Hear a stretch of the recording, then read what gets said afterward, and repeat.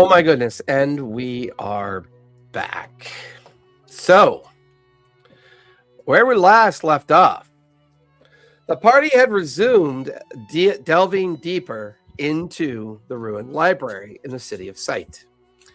They entered into a strange series of rooms with multiple doors and steel pedestal holding a piece of elemental fire rock. After accidentally triggering an endless loop of identical rooms, they solved the puzzle by returning the rock, which opened a path to a circular chamber adorned with arcane glyphs. Placing the rock on a charred pedestal teleported the group into a massive cavernous space inside a petrified fire titan. Descending the titan's interior, they found 24 entranced firekeepers chanting to awaken an Ember Heart, with Giancarlo and Althea chained to the heart-shaped altar. Fendon and Melody magically disguise themselves to sneak close, allowing Fendon to use his magic to teleport their unconscious allies to safety. The interrupted ritual caused the Ember Heart to shatter, instantly disintegrating the firekeepers and triggering a catastrophic collapse of the Titan chamber. As lava erupted and debris crashed down, the party frantically fled. Professor Jalbatras attempted word of recall to save them, but triggered a wild magic surge, accidentally teleporting the party to a mysterious celestial meadow instead. Guided by falling feathers, they discovered an eagle-shaped pyramid dedicated to the god Remus. Jalbatras placed his metal feather on the altar and received a magical relic, a sword inscribed the Hand of God. Using plane shift, Jalbatras transported the group safely back to the rotunda. Thorn investigated the now abandoned firekeeper garrison, discovering a map targeting key Marquesian cities and a letter from the hag Scabatha Nightshade. The letter revealed that the elven double agent known as the Silent Sook was given to the hag in exchange for the Ember Heart. Exiting the ruins, the party was greeted by the cloud giant, the Overseer.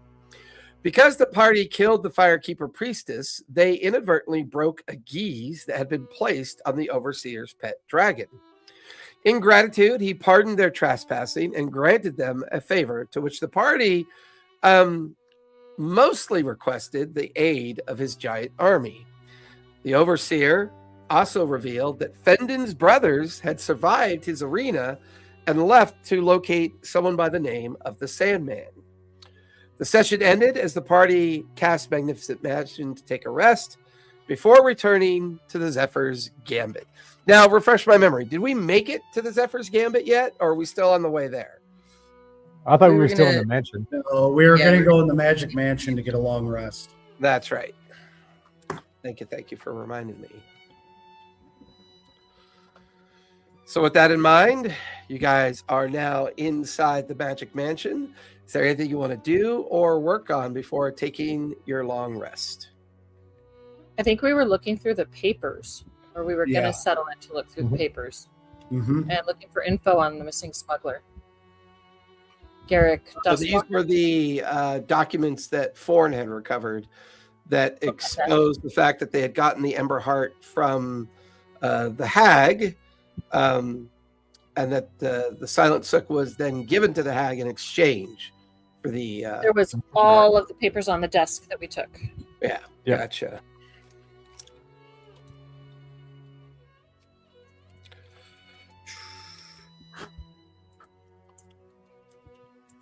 Oh my goodness, sorry. Having keyboard issues.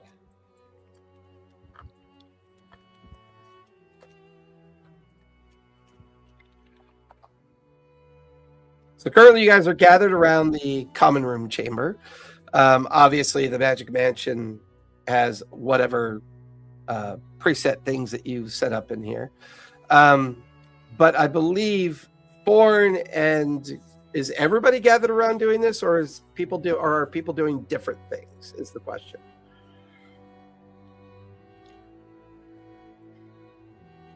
Like after we go through these, I would also like to try that another spear, the stun modification thing to my rifle from that spear. But after we're doing the paper stuff. Okay. Are you also able to message the Bright Queen about Fendon's brothers to see if she's seen them? Yeah, I can. I have or she has the token She has that I gave her. token? I gave her another token. Yeah. Perf. Fendon just mostly sits in a corner staring at his brother's sickle. Oh. Oh, poor Fendon.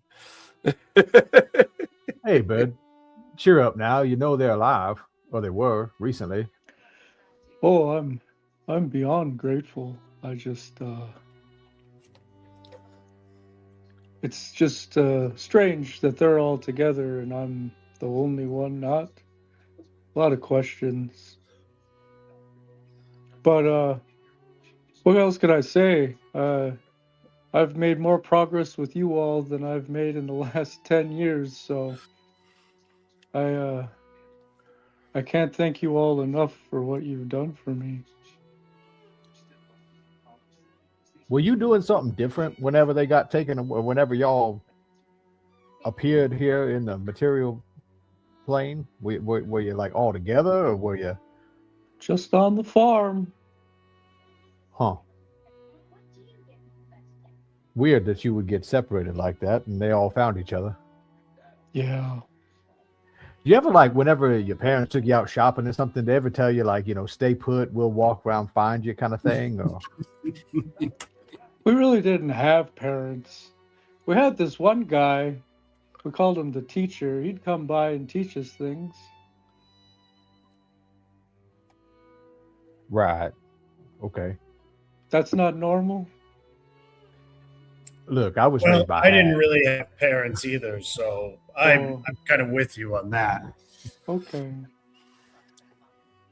I was I'm employed also by wondering hand why from they a haven't very looked young for age. me. You were a hat. Oh, Yeah. that had to be rough. It was different. Yeah, that's for sure.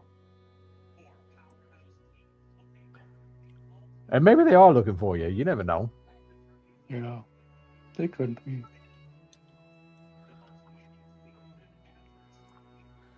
Anyway, I'm not so good at reading, so I won't be much help with the documents.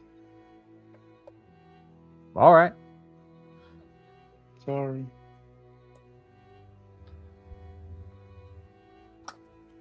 As all so of I'll- these documents are like spread out on this common table, there's quite a few of them here. They seem to come from different regions of both Marquet and possibly other areas of Exandria. It would appear that the Firekeepers had set up a pretty well-established network of spies across the majority of Marquet. They seem to have some spies in Wildmont, some in Taldori, and some in Isilra as well.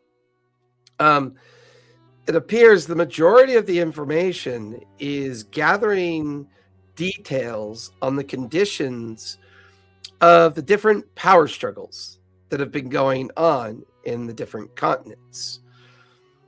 They then go on to surmise that Marquet seems to be struggling the most, and this seems to be the nexus of their plan.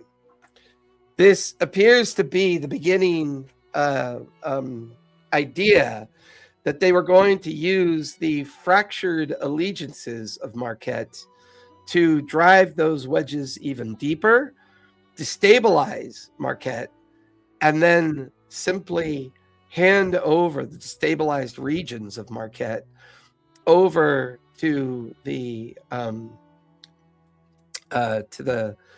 not the changeling order, but the God, where are my notes? The Iron Collective. Yeah. Oh, the intent of handing over the ability for the Iron Collective to reestablish order in the chaos, and therefore bring about a new kind of political and kingdom reality within Marquet, and to begin to establish Marquet as a place that would be safe only to those that allied themselves with the Iron Collective, and the organization of changelings that are kind of at the root and at the nexus of all this. This is also when you guys learn an even more important fact, that the priestess of the Firekeepers was indeed the leader of the changeling organization. She has now perished in that catastrophe of attempting to summon the Fire Titan. You then come across more detail that seems to connect Crimp to the idea of using the Fire Titan to imbue the final bit of chaos into Marquet, and therefore allowing the Iron Collective to begin launching their possible plans. Crimp was also not supportive of the idea of reading out to the hag that is in charge of the death tree, but it would seem that she had a fragmented section, a very large fragmented section of something called the Emberheart, upon which the Firekeepers needed in order to bring the Fire Titan back into existence from the plane of fire. So almost everything that you've discovered and everything that you've kind of felt threatened by the Iron Collective seems to be at play here. However, it would appear that Crimp is also on the lookout for more Fey individuals. There are numerous notes that Crimp had written to the leader of the Changelings in regards to a curious group of furbogs that he is currently trying to seek out. It would also seem that the current council that is in charge of Jrusar is suffering a possible rebellion that is slowly brewing within the capital city itself. On top of that, King's Fall is in chaos, and the rumors of a force of individuals led by the Sandman is something that needs to still be contended with. It would appear that all their plans and all of their current activities were hinged on the idea that the Fire Titan was meant to launch their next great push into causing Marquet to becoming more chaotic, more fractured, and more weakened, and to give the Iron Collective the greatest opportunity at taking power. While this answers the question of the Changeling, it still yet answers the question of where is the Iron Collective, although we do know that as you look through these notes, you know that somewhere out in the Runodam Desert, the Bright Queen is attempting to locate the Sandman. For now, it's believed that the Iron Collective is gathering somewhere in the central vicinity of the Runodam Desert, more importantly, near a cratered area near the central region of the Runodam Desert as well.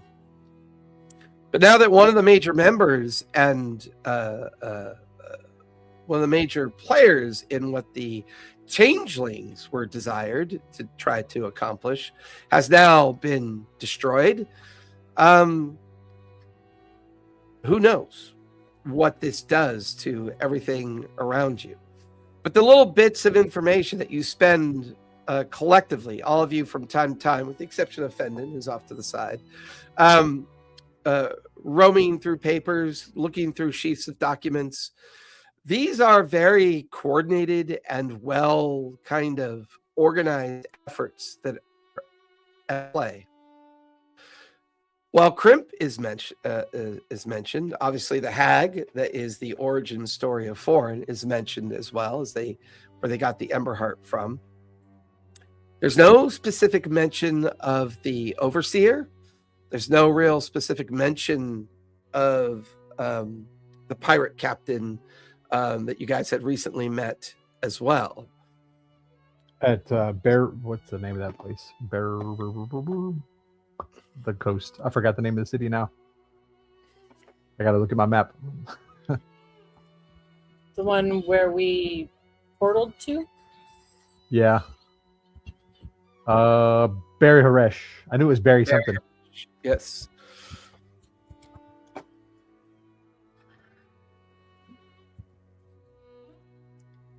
So from the perspective of studying these documents, getting a feel for what was going on, this pretty much confirms the majority of your insights and understanding of what's going on. Clearly, destroying the Firekeepers has weakened everything greatly. You now have the ability to expose the entire spy network as it's placed throughout the different regions of the different continents, as well as the fact that you come across specific information that would tell you that the Iron Collective is intended on gathering at some point on the outskirts of the northern region known as the Chirping Oasis, near a cratered area, which I believe you guys have discovered before, correct? We knew the name. We haven't been there, but we knew the name of it. Yeah. That's right. Not Dead Man's Crater, something. Yes, Dead Man's like Crater. Yeah. Dead Man's Crater. So you guys now have an idea that Dead Man's Crater would be north of the Chirping Oasis, which is maybe a week outside of the capital city of Ank'Harel. Although there's no specific mention of when they're expected to gather there. It's quite possible they would have expected to gather there after seeing the rise of the Fire Titan. And with that not happening, you're unsure as to whether or not what the lack of that event might trigger. But for now, from what you guys can tell, half of their plan you have managed to destroy. They are probably in a bit of chaotic disunion as to what to do next.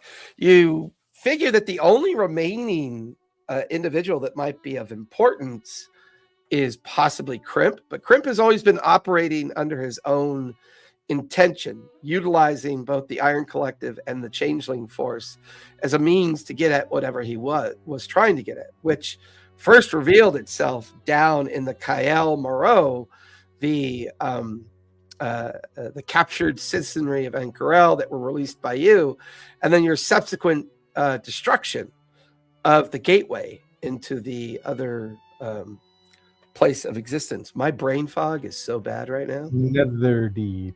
The Netherdeep. Thank you. I even wrote it down because I knew it was going to be a reference. With the destruction of the portal into the Netherdeep and whatever Crimp was attempting to accomplish through that massive aboleth that he was using as a way to drain the force and will of both Alexion, who was a trapped, kind of fractured figure that was trapped in the past with his anger at the calamity, but now with his acceptance of rest and returning to his childhood memories, allowing the Netherdeep to come to a conclusion and freeing the Kael Moreau from whatever effect that Crimp was trying to enforce upon it, bringing the capital city of Ank'Harel back into its freedom condition, reestablishing Jamansa Ord as the leader of Ank'Harel, and finally exposing what the Changelings may have been up to, along with the Iron Collective. The only person yet to reveal themselves is this individual that still seems to have a role in all of these efforts.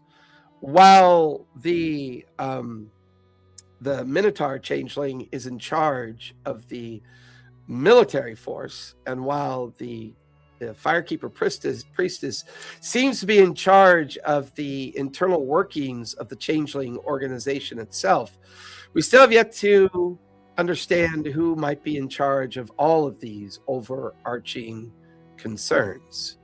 There's always been little niblets of information from time to time, but nothing very concrete. At this point, the belief is defeat the Iron Collective, and perhaps the last vestige of whatever this organization is trying to accomplish will be defeated, and the final threat to Marquet can be assumed to be no longer potent out here in Marquet. But for now, you guys are relaxing in the Magic Mansion, going through all this information, talking about your travels and your journeys, giving Fendon some consolation about at least his brothers were discovered and are said to be alive. Fendon this teacher that used to visit you and your brothers, you find yourself lost in memory for a moment. What would be a specific memory that Fendon would recall on one of these teachers' visits? And did Fendon ever truly learn the origin of the teacher, or is this just someone that would pass in and out of Fendon's life and his brothers? Yeah, he would mostly just pass in and out of their lives. Kind of like a father figure, but really would only stay for a very limited time, pass on knowledge, and then have the brothers sort of go about their farming. I think I would picture, or Fendon would picture, a moment where he was teaching them, like, not only like farming techniques, but also like how to defend themselves, and like I could just see like Greco-Roman wrestling as they're all just like throwing each other around in their like little log cabin. It's hysterical. Do you remember what the garden was all about? Do you remember its origin, its source? The garden? Yeah, where you guys lived. Because you didn't have parents. The vineyard. No. The farm. It was from Fenton's earliest memories. The farm was always what we had and where we grew up, and just that was always what we had.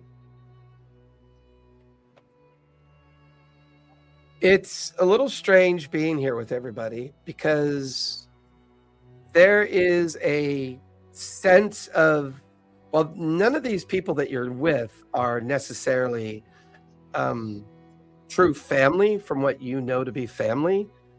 They seem to believe and act as if they are family. It's always fun to watch Melody and Foreign bicker, or Eritrea kind of, wonder if Foreign is okay. Professor Jabatras bickering with his husband. And it's just this brings an overwhelming sense of memory back to you.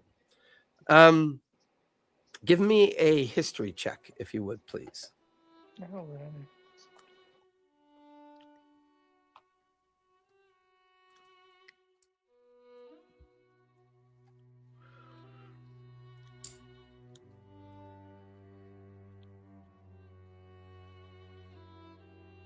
By the way, I just want to let everyone know that Fendon's backstory is 12 pages long. Is that true? Yeah. No way. I love it. Is it like quadruple spaced? Paragraphs at most. That is a quattro. Well, what he Go did for it. was he did this really cool, like, lifetime chapter thing on it. Ooh. That he adds to it as well. So I thought that was pretty cool. And are you treating this as a living document, Chris? Are you adding Yeah. to it? Okay. Oh that's fine. well, yeah. I'm just kind of like it's my notes on all the sessions and things. Gotcha, Unfortunately, gotcha. I'm very limited right now, so I can't add to it right now. But yeah. Yep. So Yeah. from your, what'd you get for your history check? Big old 4. Big old 4. Whopper. Guidance.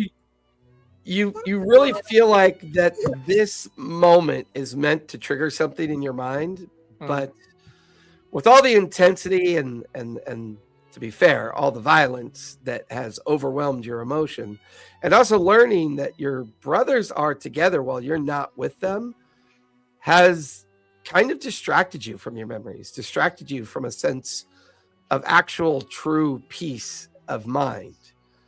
There's something odd about your brother's isolation. Why aren't they looking for you? Why haven't they found you? Why are you finding obvious evidence that they're traveling around Marquet seeking something, but yet unable to find you? This is probably the one question that plagues Fendon's mind as you slowly drift off to sleep. Foreign, go ahead and give me a tinkering check. As once again, you try to not blow yourself up with this stupid stun spear. Yep, that's a 16 without modifiers. So Yeah, success. I would say you finally successfully disassemble one of the spears. And what are you trying to apply it to again? You were trying to build. I'm trying to apply it to my rifle. That's right. To give me like stun shot, so I could like cause stun with a rifle shot. That's right. So go ahead and give me another tinkering check to apply one of these power stones into the receiver of your rifle. That was an 18 that time. Nice. Finally. Every other time I roll like a 9 and a 7. I know. You successfully adhere the power stone after taking it out of the spear. Go ahead and roll a d6 if you would, please. D6. That's a 6. Heck yeah. Power stone will allow you to make 6 stunning shots. And then once the 6th shot is taken, the stone is empty. Okay. Is it something I could recharge a la spells like we had with power stones before, or no? Not these particular stones. You'd have to disassemble yet another device, pull the stone from that device, and then reattach it to your rifle. Okay. But now that I know how to do that, that may be easier to do a second time. Correct. Got it. Making the notes on my item real quick. Then, of course, once you're done working on your kit, you'll eventually head into a long rest. Mm-hmm. Anybody else want to work on anything? I mean, other than the documents that you've rifled through?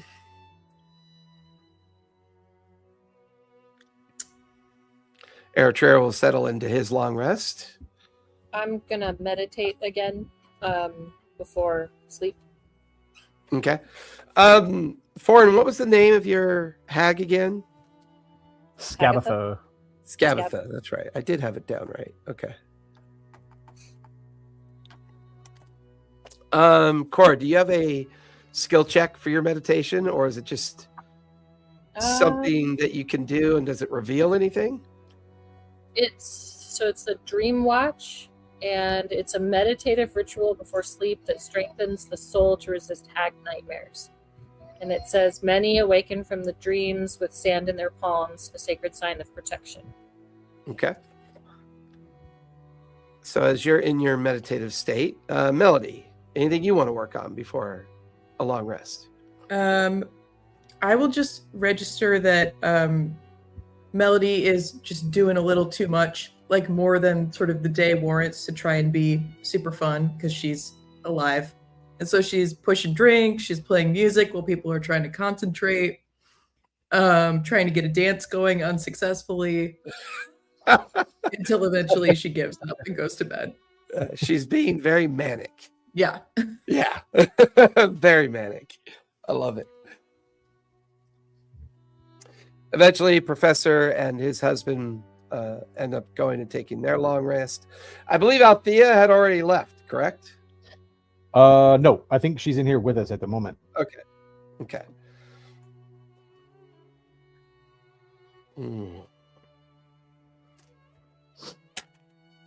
Nope, she will settle into her long rest as well.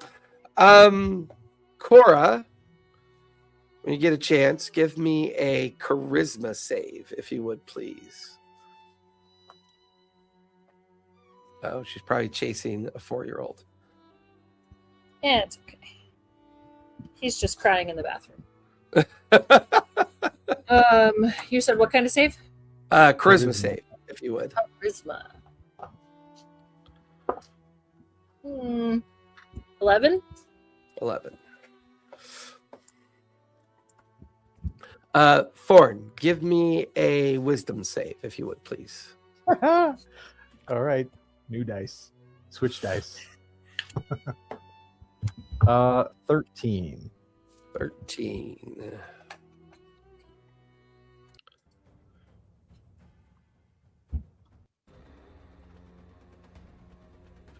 you find yourself floating in a kind of dreamscape. There is nothing but sand all around you. And in the middle of this vast desert, you see a tree. All by itself. It stands roughly 100 feet tall in height. Its branches and limbs and boughs are gnarled. Sense of kind of decay in the tree as well. There are also hundreds of bodies hanging from this tree in various states of rigor mortis, decay. Some are skeletal, some are half flesh and half skeletal.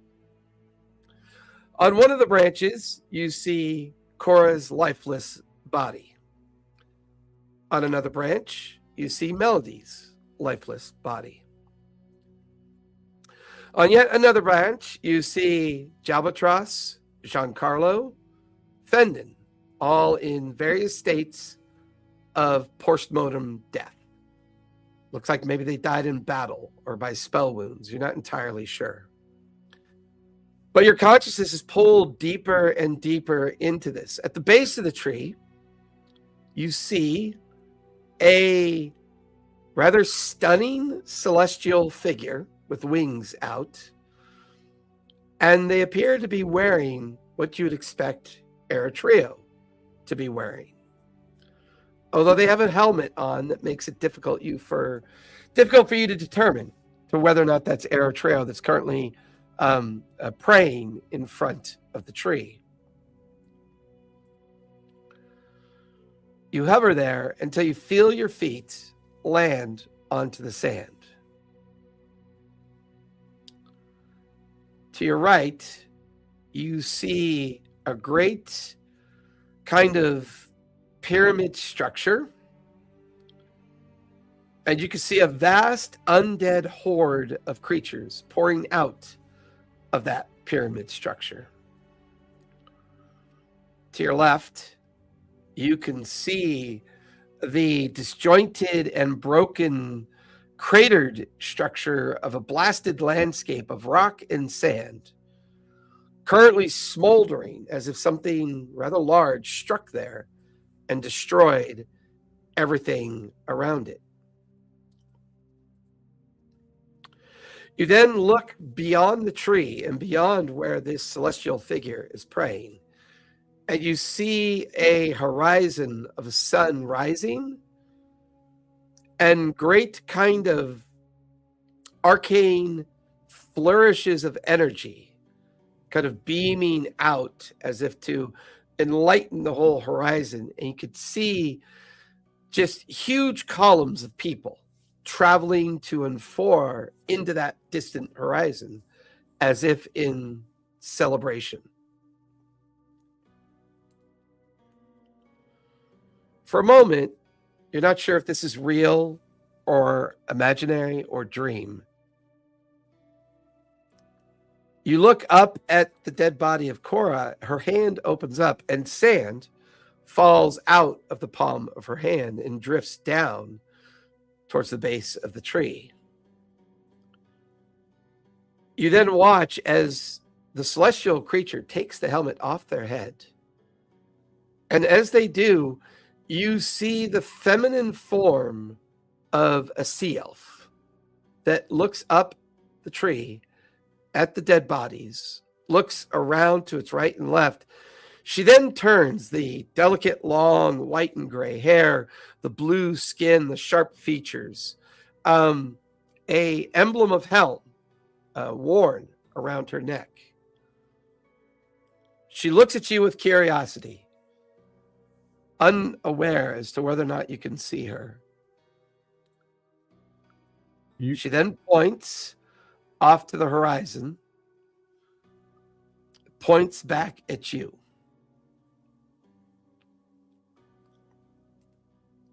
You're her. The one the one Puck's looking for. I am the one that Puck is looking for.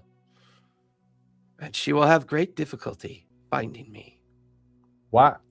Where are we? Why are you here? Why are my friends in the tree dead? This is but one possible outcome that you and your friends face. The hag at the center of your world, Fawn, has become very powerful. But you and your friends have set her back greatly. You have destroyed the Ember Heart that she fought so hard to find. The tree, even now, has but a few places remaining for her to recapture those that have fled the Tree of Death. You have made her suspicious, and you have made her desperate. She has, how shall we say, crawled back into her proverbial hole to recount what her next plan is.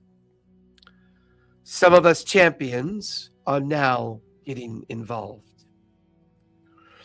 With Predathos no longer a main threat to the gods, and with the gods in mortal form on the material plane, things are a bit chaotic. Our hearts bleed for the pain that Exandria must suffer. But you are not the only world in the great sea of life. You are one of many. But with the celestial gate now lost to all the mortal gods, and with the Predathos contained within the powerful sorceress, I believe, Imogen, there is some time for you and your friends to figure out what to do next. I've already seen my friends make their journey to find me. They will struggle, but that is the journey for them to make. The journey for you and your friends, Fawn, is one of caution. Build your strength. More importantly, look to aid each other before your minds succumb to the chaos of this time. Our trio is at a crossroads. Identity is difficult. One's past and one's present doesn't necessarily shape one's future until choices are made. Melody almost died.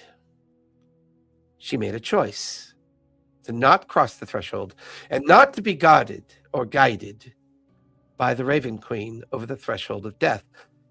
A god that is one of the few that has remained behind to challenge Predathos, dare Predathos to emerge from Imogen and destroy her, if chooses to do. Cora, a creature of mystery. Her kind can be leveraged to help you find Skabatha and destroy her once for all. However, this would mean Cora returning home, and home is not quite what it's cracked up to be.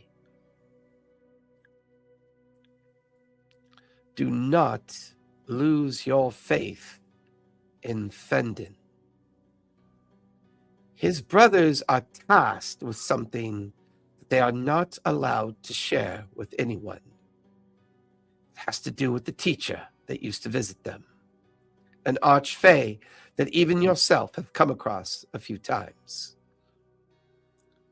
No one knows what this archfey's plan is, but considering their power and their background, Fendon and his brothers are important to this part of the story. Professor, well, he is a difficult soul to see inside of. There is a veil around him that my champion's eyes cannot pierce. But I stand at the base of this tree and I show you all the possible outcomes of choice. To better your chances, Fawn, I urge you and your friends to go home. Go to Ankarel. Establish yourselves there. Get better. Get smarter. Work through these tragic trials that your minds are involved in, because you will need all of these. You will need to have an edge on everything. Crimp is a power that the veil hides as well. It is true that he is an ancient trickster god from long before time of calamity. It is difficult for us champions to see what he is up to. His veil and his magic is strong. But the more people that he uses and inadvertently destroys, she winks at you, and the more people are less in front of your path to undo whatever this event is. While the age of restoration has started for some, most don't quite see it yet. They still live in darkness and fear. The chaos of the world is not yours to fix, but where you and your friends go, little glimmers of light seem to follow in your trails. I believe we call that light hope. And the world could use some hope right now. Cora's mind allowed me to find all of you, but therein lies the problem.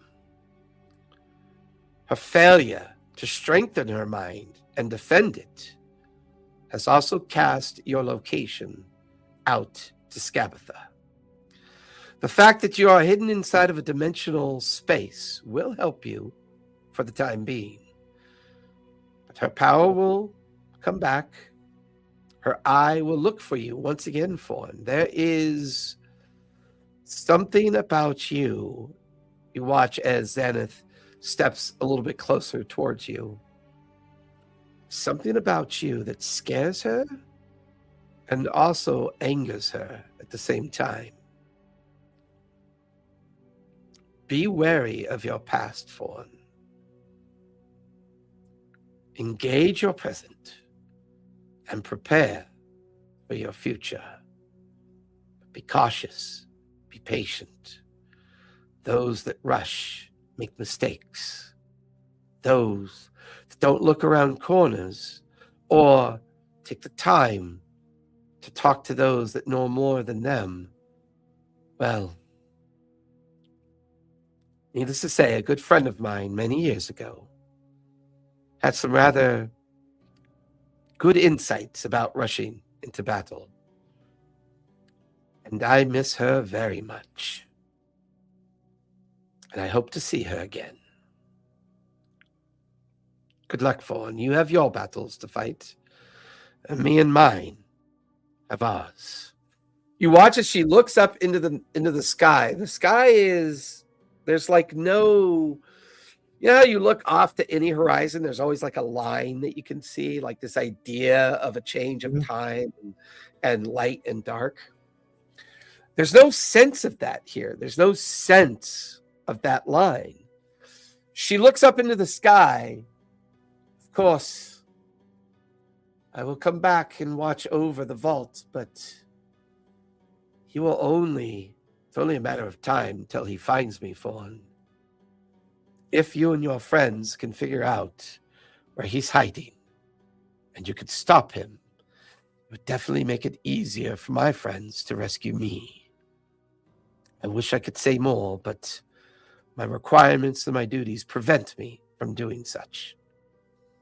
She puts the great helm back on, her wings flourish out. You watch as she grabs this amazing sword and leaps up into the air. She cycles her way up into the sky. You jolt awake. Everybody is now awake. Go ahead and click off a long rest as all of you are awake and inside the Magic Mansion. It's early morning. You have maybe an hour or so left until the Magic Mansion collapses in on itself. What would you guys like to do next? While everybody's gathered at the table, I'll spit out the details of that dream, like rehash all that dream to everybody. Okay. What was?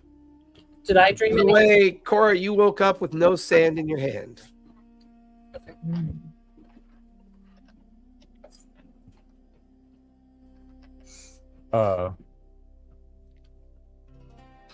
So I had this very strange dream, but I think I encountered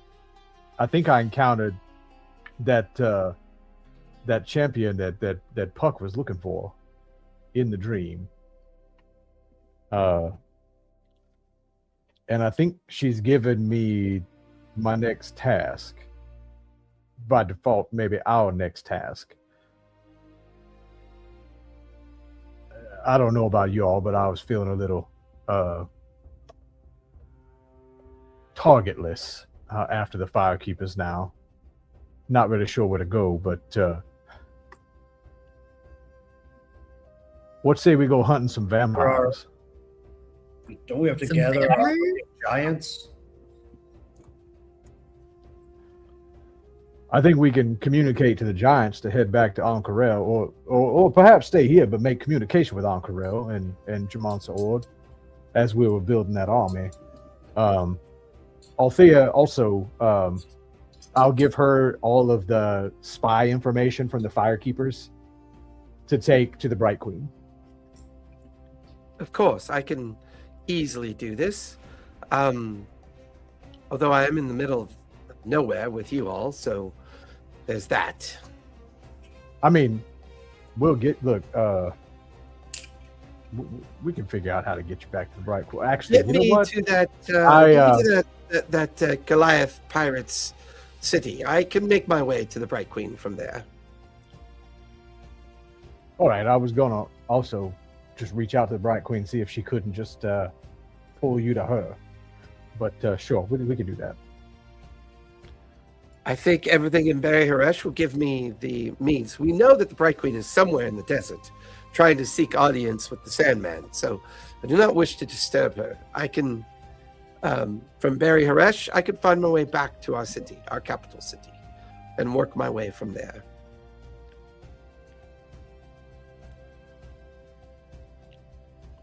Right. I saw, well, not you, Eritrea. Actually, that was odd. Hold that thought. But everybody else was dead in the tree. Everybody Looked very but much like the tree of death. Yeah, everybody but Eritrea. The figure at the base of the tree I thought was Eritrea till they turned around and took their helmet off, and it was that blue-skinned sea elf that Puck was talking about. They said this was a possible future. I mean, I don't have any idea what that location was. There was a pyramid, a bunch of undead. I thought perhaps I was meeting your mother, Eritrea, but it wasn't to be. Crimp, she confirmed, is an avatar of a trickster god that was ancient and unknown for the longest time. So he represents a larger, much larger threat to us than we know. But she said we must exercise caution and build our forces and build our strength. But she also asked for help with the one who's trying to track her down, and that if we could somehow stop him, it would help her friends. It would help Puck and the others get back to her as well. And do we think that's Mason who's tracking her down? Or someone else? I thought it was that ancient vampire Strahd that was trying to get back to the well, the blood well. Okay.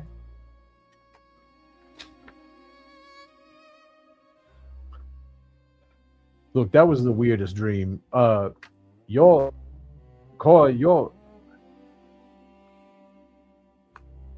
She said if we take on Scabatha and after we do all that you're going to have to go home and that home is something weird for you. It ain't what home is. I don't really follow what she meant by that, but Does that ring any bells for me? Give me a history check. History. 15. 15. Home is not something that your kind take for granted. Your people are nomadic. They wander the Runadam Desert, and they kind of treat the Runadam Desert entirely as home. However, there is an ancient mountainscape in the middle of the Ramadan Desert, near an area where the river runs into the Emerald Run, and it's called the Shadowstone Mountain. Once a year, all of your kind gather there to kind of repledge their fight against the hags and to repledge their commitment to community and to the very nature of your kind, and then once again go on your nomadic pilgrimages across the Ramadan Desert to seek out hags and other creatures that could do harm to people. You said it was where the river meets what? Meets an area called the Emerald Run. It's about a week outside of Beri Haresh, according to your current maps.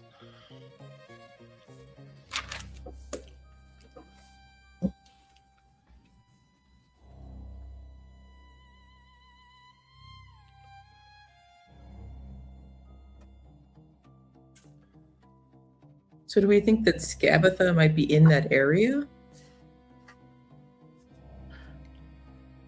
that's not the vibes I got. But I also didn't.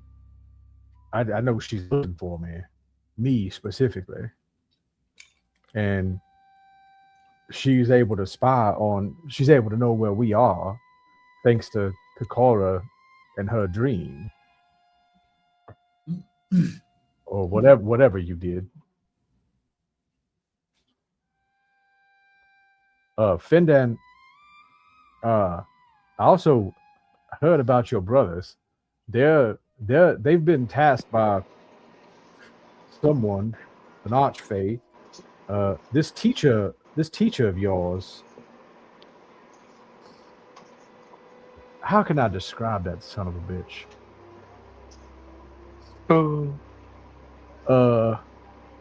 You know, they have like red hair and like wispy eyebrows and kind of like a tricky kind of face and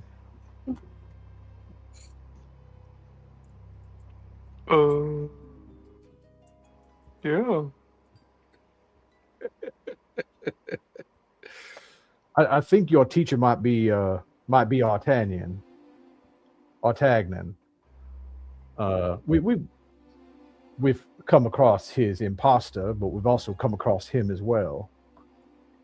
And it sounds like your brothers are on a task that they're on a task for him, and they're not able to elaborate, just as that sea elf woman was not able to elaborate. But that does sound like good news, right? I mean, Yeah. they're together, they're safe, they've got a job. Yeah. Something important.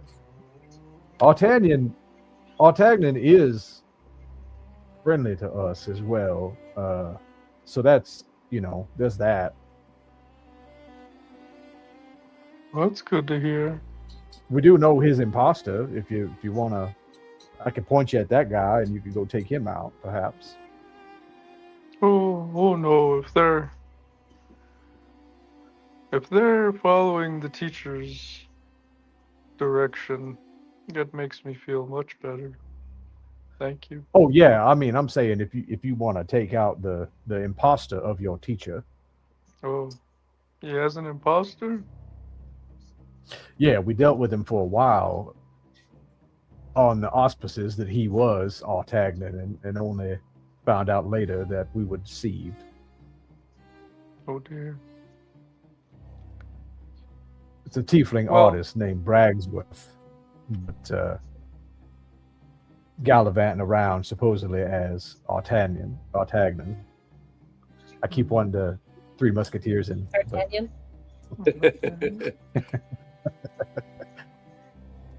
So it sounds like Xanth's saying we should head back to Ankarel at this point. Do we feel like we have any other missions here, or do we want to head back? Unless we want to go take on vampires. the only thing we had was Garrick, who is long gone, so far as we could tell. Don't know any sign of him at all. And then the Sook, who was returned to the tree, which we do need to go back to Bar Haresh before we go to Ankarel, so I can at least deliver the news to our Water Genasi friend. But I'll let her know that job is not over, but delayed its completion. What Okay. would Agatha do to the Silent Sook when he was returned to her? I don't know, but if I had to guess, he may have been pressed back into her service, or he may have reached his potential and become a hag himself. We won't know till we get there. Would be bad. Is that how she makes hags? Was that How they make hags? that's how hags are made? Yeah, from hex bloods. Okay. Got it. I, as the player, did not know that. Cora probably Yeah. did. Oh, Cora Yep. would definitely know that. Yeah. Well, Cora probably did. Callista did not. So whether or not she's already killed him and created a new hag for herself, or what else, I don't rightly know at the moment. But I would wager once we're out of this mansion, she's going to be able to spy on us and find out where we are. Xanth Is said, this return to Ankarel and exercise caution. Sorry. Did it sound like Xanth was saying that the hag could find me all the time, or only when I was dream watching? That I don't think she said. I would defer to storyteller. I would say you would infer that when Cora was in her meditative state, something happened that either weakened it or caused her to not fully realize the strength of her powers in her meditative state, which allowed an opportunity for Skabatha to be aware of where this power is coming from. Yeah, something about your meditative state that kind of triggered Skabatha to perhaps our location. I wonder if it's that I met hags and I didn't kill them. Well, Althea's going to go where the hags are, or we could always give her the order. I mean, if she's tracking down Bright Queen's tracking down Sandman. Sandman's got the hags with him. Mm-hmm. Yeah, I mean, she can kill hags. All right, kill hags. You're taking this down, right, Althea? Every word, every word. Look, I was ready to kill the hags when we met them the first time, but I was talked down from it, at least from the attack. Perhaps it's because there's so many people there, but yeah, it wasn't the right time. Here's what I'm biding my time. I have to kill them. They need to die. They're an abomination. I mean, that means I'm almost an abomination, so Yes, but I was told to keep you alive, I'm a hair's breadth from an abomination. and I was I'm told I'm a failed death save from an abomination. non-abomination. Yes. Well, I was probably told to keep you alive so that you don't turn into a hag, and if you turn into a hag, then I have to take care of you. No pressure. I understand. Well, Trail, kind of shocked. I really thought that was you under the tree, but it wasn't. It was that helmet-girded sea elf.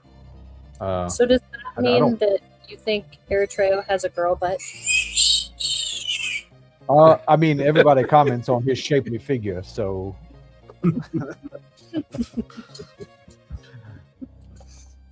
I mean, girls and boys both can have right nice butts. They don't have to be, like, they don't have to be note. identified. I'm on my last page. categorized. I'm writing on the back cover of my notebook. Oh my goodness. Time for a new notebook. Yeah. What number is that? 4? There's only one for this campaign, but Okay. it was, how many pages was it? 80 pages. 80 pages with my tiny handwriting. Look, 80 pages, and by my count, we're session 82. So Front and back, 80 pages. yeah, front and back. And we're on session 82. So at least a page of notes, about a page of notes per session. Yep. Poor Ryan. Work called. Yeah. He got Yeah. I can't remember if we said, but he got a promotion recently, and it has been like very, very, very stressful the last couple of weeks. Oh God. Let me guess, they promoted him after he came back from the National Convention of Restaurateurs or whatever. It was right around that time. Yeah. Okay. Calls for food. We're going to promote you to send you to this thing so you can. Yeah. Have more responsibility. So the way it works. All right, so we are we gonna start heading back towards the ship? Yeah. that's We what got to were get out of the doing. mansion first. But yeah. All right, Go- let's do it. Yeah.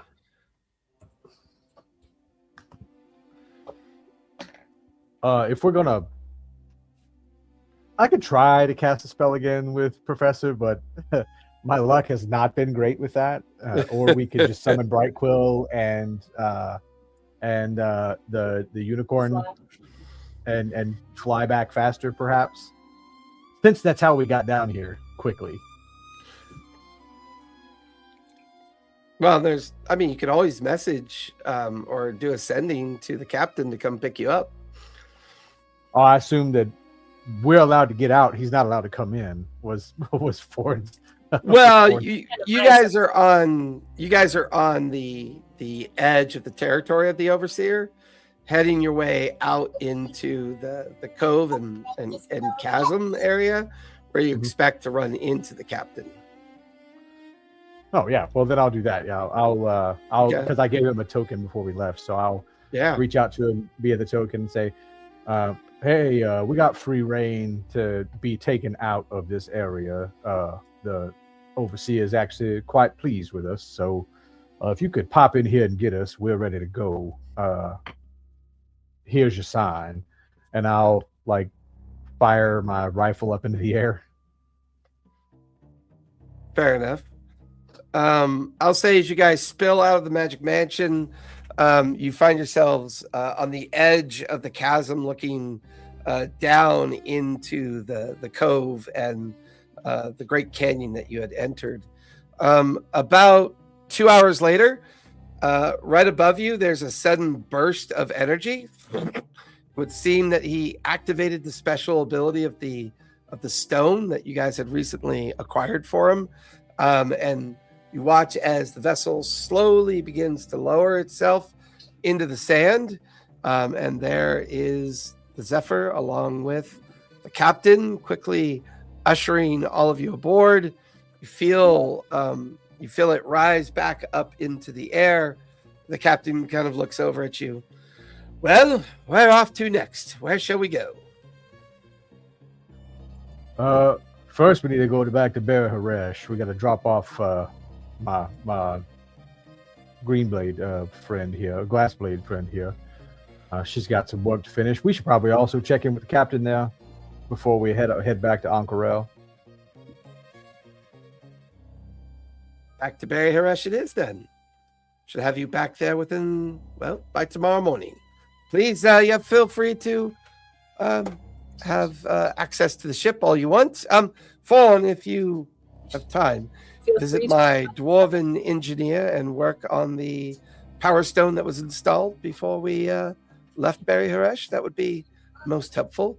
We've been Yeah, sure. noticing some odd fluctuations in the power stone.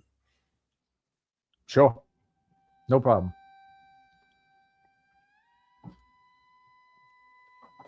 With that, you guys are back in the air, heading back towards Barry Haresh. The ship, as always, is minimal crew, just the captain, the dwarf, and I believe there was a third person in his crew. The Genasi, Air Genasi, I think. Yep, the Air Genasi. Skyless. There it is. Yeah. Yash, Duggar, and Skyless.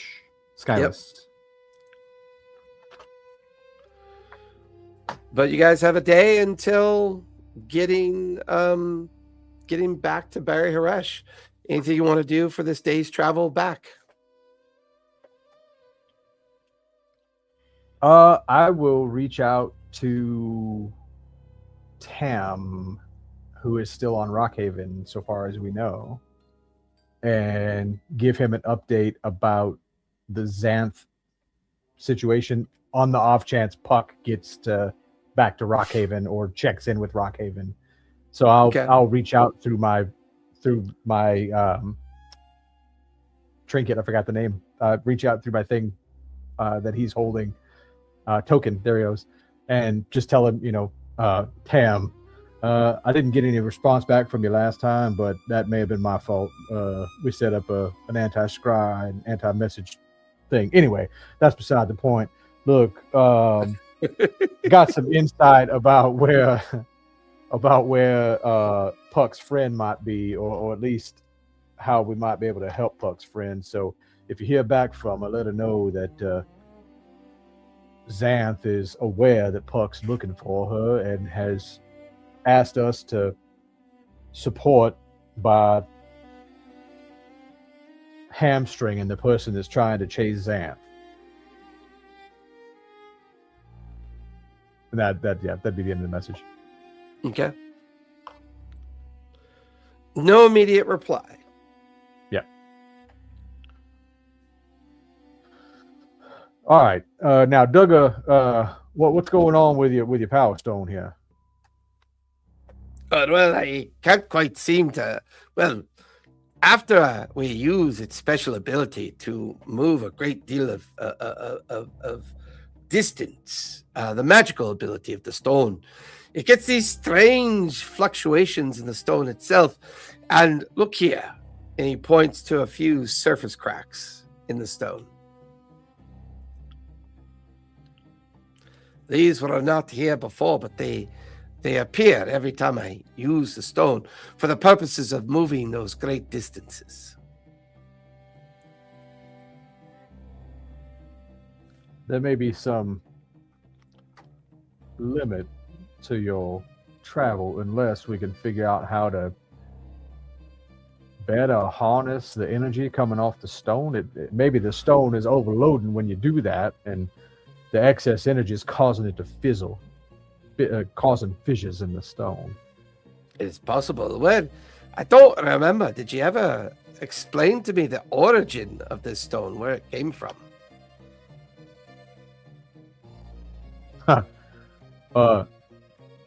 You wouldn't believe me, but we pulled it off an old ancient Githyanki wreck. Ancient Githyanki wreck. Githyanki. Why am I not surprised? They had it all. Look, they had a whole big setup that was. The ship nearly killed us all because it was malfunctioning, but they had vents siphoning out energy all over the damn place. But Captain Yash was worried that maybe this thing was becoming unreliable and maybe we should no longer use it. But there hasn't been any ill effects from the small cracks that have formed on its surface. Have you tried? Look, I believe I still have some of this Basilisk bronze. What if we beef up the casing on it, and then I've also got. Have you heard of Glimstone? No, what is that? I'll snap out the portable hole, and then I'll pull out some pieces of the glimstone that we still have. So what I know about residuum is that it amplifies magical charges. Glimstone has somewhat the opposite effect. It's more of an absorber of magic. It absorbs and can hold charges. If we use Glimstone to repair the cracks on this here, and then fashion a more suitable case out of this basilisk bronze, we can line it with a little more of this Glimstone, and perhaps that will help it bleed off the energy without further fracturing the power stone. Hey, some possibility there. Let me go inform the captain that we're going to try and do that. I'll slow down the vessel for the day's journey so that we can tinker a bit and see if that will help. Get started, would you, Fawn? I'll be right back. Yeah. I'll take out my the book, and I've got my tinker's gloves. And so the unseen servant's going to pop up, and we'll be working together to... First, I'm trying to figure out how to make the Glimstone into probably a powder to try and like use mending to fill the cracks with mending on the power stone. Okay. That'll take some time. Then, yeah. And then I'll get the Basilisk. I'll wait till he comes back for the Basilisk Bronze, because that's going to have heat to bend and all that. Yeah, fair enough. Or a really strong guy. While Foreign is down investigating how to improve the engine, Cora, Fendon, and Melody, you guys are up on the main deck. Jabatros, Eritrio, and Giancarlo have gone down to the lower decks. Althea is over with the Air Genasi talking about managing and helming the ship. Captain Yash sees the three of you together and comes over. Well, I didn't want to say anything earlier, but I can't help but notice that you've come back empty-handed physically. So what happened? What transpired? Well, I don't think we were expecting to come back with anything in our hands. Oh, I was mistaken. I thought you were seeking to bring somebody back. At least that's what I was told. Yeah, we were looking for people, weren't we? Well, we got Giancarlo and Althea. Carlo and Althea that we didn't have before. Ah, so you did find your friends and you brought them back. That's who the two extra individuals were, of course. I believe Stonejaw had somebody else in mind he was hoping that could be retrieved. Yeah. We didn't find them. Oh, pity. That will be difficult information to share for sure. Well, back to it. It appears that your old friend Fawn has come up with a plan for the engine. Excuse me. Yash kind of turns away to kind of follow the dwarf back over to have they seem to have a private conversation for about 5-10 minutes. And then the dwarf heads back down below decks towards the engine room. Yash heads back over to the helm deck to assist the Air Genasi, and there's a few course corrections. The vessel has to slow down a bit as the engine has been brought offline.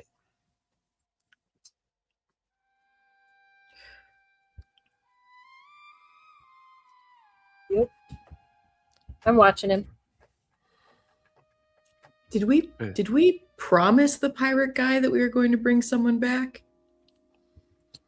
The Stonejaw, we were looking for That's who was looking for Soot. And the Garrick Dustwalker. Stonejaw wanted Garrick Dustwalker. It was a lady, wasn't it, that wanted the Silent Sook? Yeah, The water Genasi, I forgot her name. Barnacle. Madam Riptide. Yep, Madam Riptide, who yep. owns the Barnacle. Yeah. Mm-hmm. So we were looking for 2 people, and we found out what happened to the Silent Sook, but we did not find anything about Eric Dustwalker. Okay.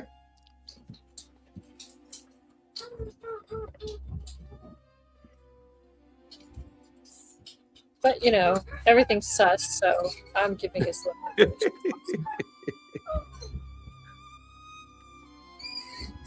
Foreign, you and the dwarf spend the entire day pretty much tinkering and working on the engine. The day goes by relatively smoothly. Eventually, the engine comes back online, and sure enough, the Basilisk brass, along with the Glenstone repairs, seems to have bolstered up the kind of ability for the stone to hold its energy, to hold its power in place. There's a brief moment where all of you experience that warp feeling, that kind of feeling of the vessel kind of moving a great distance very quickly, which now brings you over, by the end of the day, you're now over the horizon area of the Bari city, looking down into the harbor. You can see the great tower rising up from it. As the day closes out, you're now back above the skyline of the Bari Haresh. After the warp, Foreign's going to go through and double check the power stone and all that, making sure that whatever we did to fix it. I assume Duggar's there as well, but we're going like checking that there's no new cracks, no new fissures. Everything looks stable. That little test run, you see no new cracks and no new fissures in the stone. Whatever was causing it before, it didn't happen this time. Well, Duggar, I think that worked for now. Aye, but this gets Yankee technology. This gets Yankee engineering stuff is difficult to sometimes interpret and understand. Any chance that I could convince Captain Yash to bring you on board as a crew member? Are you looking to maybe take a different path?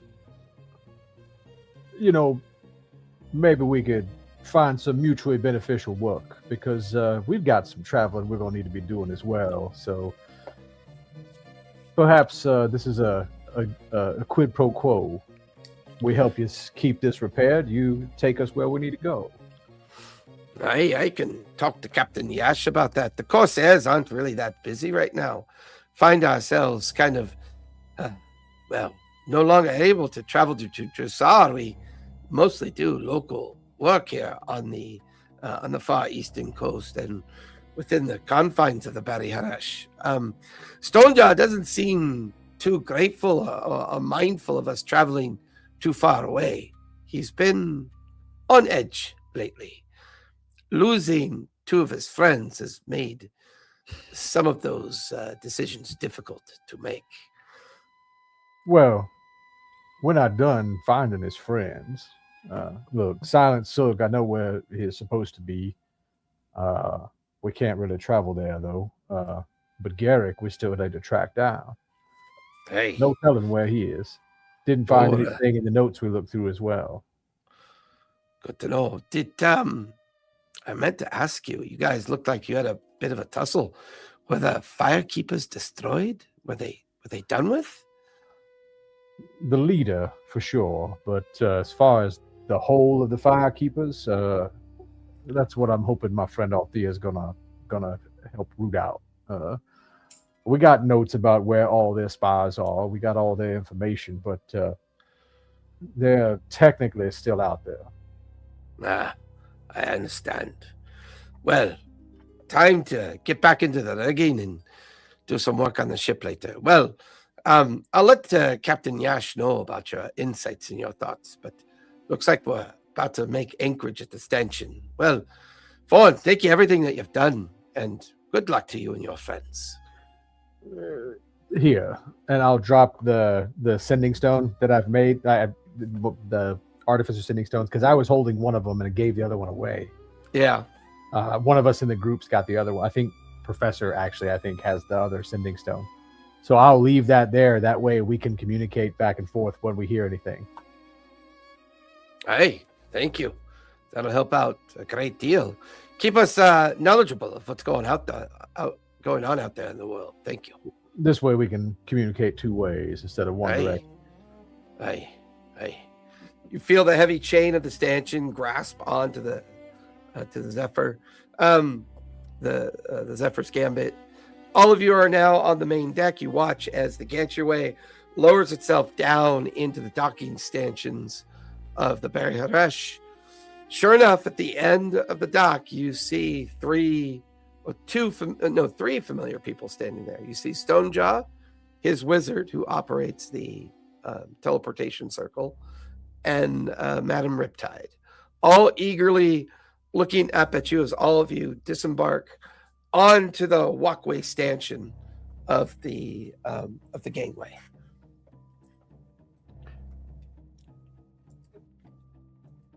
Well, I got good news and bad news. Which one you want to hear first? The Goliath takes in a heavy breath and looks at you and goes, I would imagine that good news and bad news come hand in hand. I'll take the good news first. We took out the head of the Firekeepers, so the city of Sight, so far as we can tell, is now empty of Firekeepers. Interesting. Well, it appears, Wizard, that you were correct, that you have the ability to look into the city.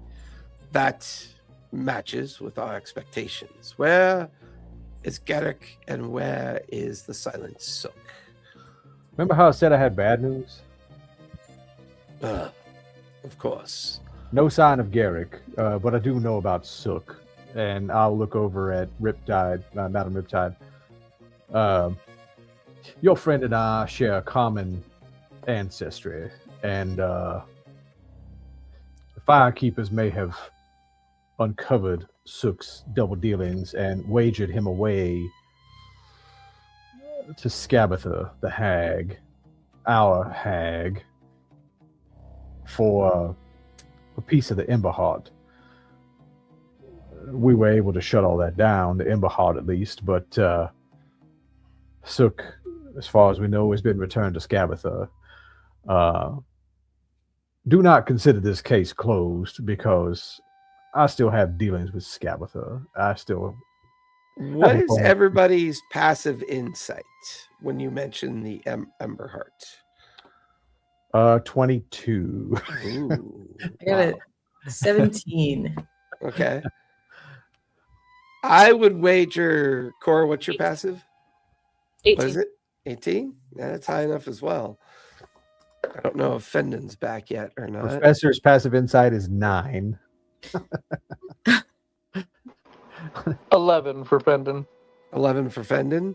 I don't know what Eritrea's is, but I think he's wisdom based, so he should have decent insight. It's probably like a 30 or something. I would say enough of you pick up on the fact that Madam Riptide kind of involuntarily flinches at the mention of the Ember Heart. Almost like she's familiar with it, but tries to keep her reaction from being noticed. We checked to make sure she wasn't a chameleon, right? Yeah, changeling. Mm-hmm. Yeah, Stonejaw has already gone through the city with the understanding of what you guys learned, as you know, how to find changelings. Mm-hmm. Stonejaw, I would like to employ the Zephyr's Gambit for a while. I know you keep your cards close at hand, but look, we've made some repairs to it, and it's able to travel great distances very quickly, and that is very useful to us right now. I'm not saying they're necessarily a permanent fixture, but at least for the near future, they would be very useful to us. And also, I've not finished tracking down your friend Garrick, or Sook for that matter. So if you would allow, Overseer is now in his right mind. His dragon's no longer under the guise of the Firekeepers, so he's probably in good spirits. You may be able to reach out to him and work out a new deal. I see. Well, shall we retire to my halls and let us discuss what to do next? Madam Yes. Riptide, if you would hang on a minute. She looks at you curiously and looks up at Stonejaw. You may answer his questions. We will see you back in the halls. The rest of you, with me. With that, everybody follows Stonejaw, the wizard, down the gangway, leaving Thorn and Madam Riptide up on the walkway by themselves. Couldn't help Yes. but notice when I said Emberheart, ever so slight flinch on your face. You knew about that, didn't you? Silent Sook is someone that I've learned to trust very deeply. He and I share a similar affliction. The Emberheart Stone is something from his past, from a very long time ago. It is said that retrieving and utilizing the magic of the Emberheart can change the very nature of who you are. I am proof of this. I had taken some time quite a while ago to visit an island in the middle of Lucidian Sea, near the Shattered Islands. The island's name is Gnomeworks. At the time, it was under the guise and control of the Copper Seekers and the Copper Guild. You would have known them as, or I would know them as the Copper Takers, an organization that I would come to find out was affiliated with the Fire Keepers. They had an alliance of sorts. You are not familiar with me, Fawn, because I no longer bear the mark. But I once was a hexblood, similar to you, similar to the Silent Sook. But we were able to use Emberheart Stone to undo my blood, to free me of the hex, and, how shall we say, disentangle my coexistence with the Tree of Death. Skabatha has spent a great deal of time and effort to figure out how I did it, and now that she is in possession of the Silent Sook, I fear she's going to learn the secret.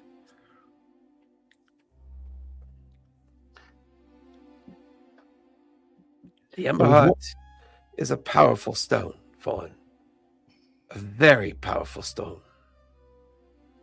Did your friends manage to retrieve any of it by chance? No, we fled. It's at the crossroads.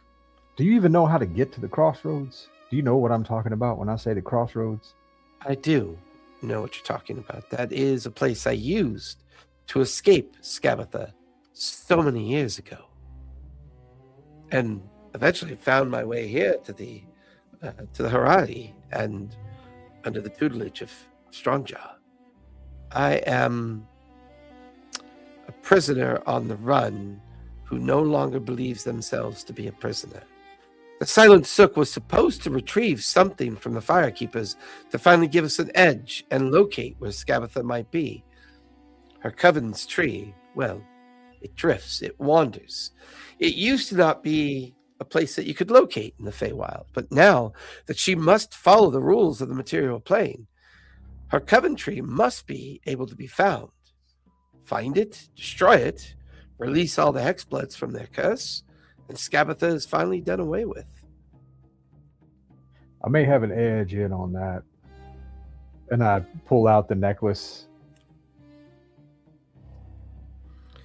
As I suspected when we first met, Fawn, you carry the blood of the tree in you as well. How long have you been on the run?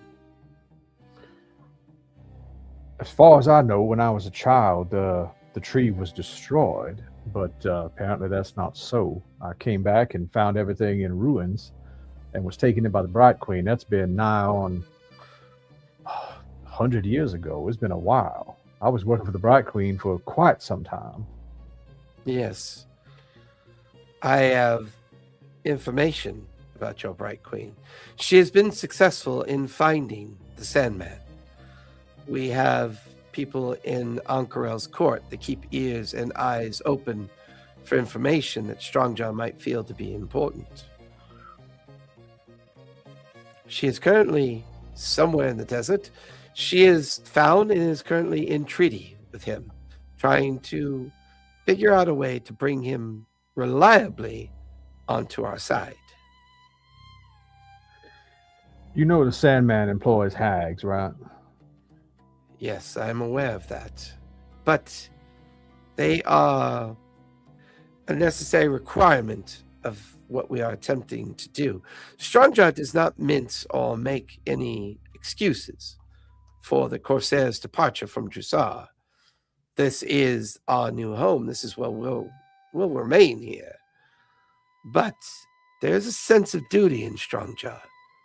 He feels that he needs to stay connected to the past of the Corsairs.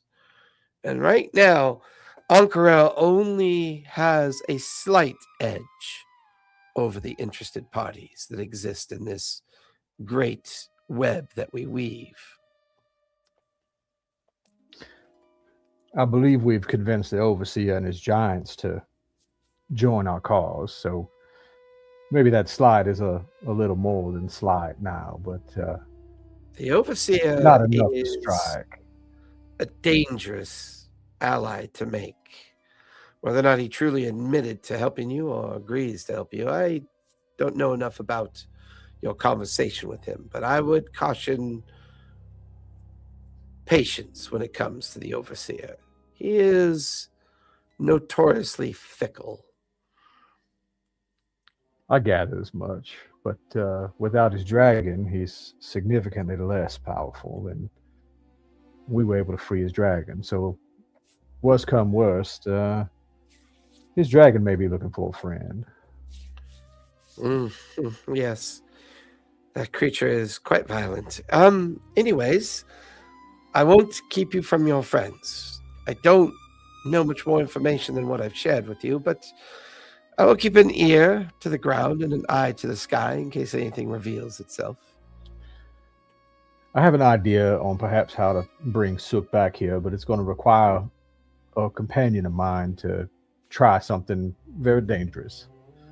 If you do believe that this is the only way to do this, he may try to enlist your help, being that you're savvy with the ways of magic, much more so than myself, or frankly, many of my compadres. What does he plan to do? He's done it before. He did it, and well, he caused a big ruckus with it, summoned a giant air elemental, but he's used this book of his to cast the gate spell, and he's able to summon forth whoever he deems named by the gate spell. Oh my. Do you think he may try to use that spell to summon the Silent Sook? I'm throwing that out there as a possibility. If he is reachable, if he is on a plane of existence, we ought to be able to open a direct portal to him where he's the only one allowed through. But what about Skabatha's magic? Is there any way she might be able to corrupt or alter that magic? That's the wild card. That's what I don't know about. So, like I said, it would be very dangerous. And your assistance with casting it would certainly comfort the professor, I'm sure. Interesting. Well, let's rejoin the others, shall we? We don't want to be inhospitable to our host. Right. So as we head down, I'll sidle up to Cora and kind of share the information about Riptide formerly being of the Hexbloods, but no longer being tied to it and all that. Okay. Have I heard of anyone removing the blood from their system? Give me a history check on that one. With guidance. Guidance.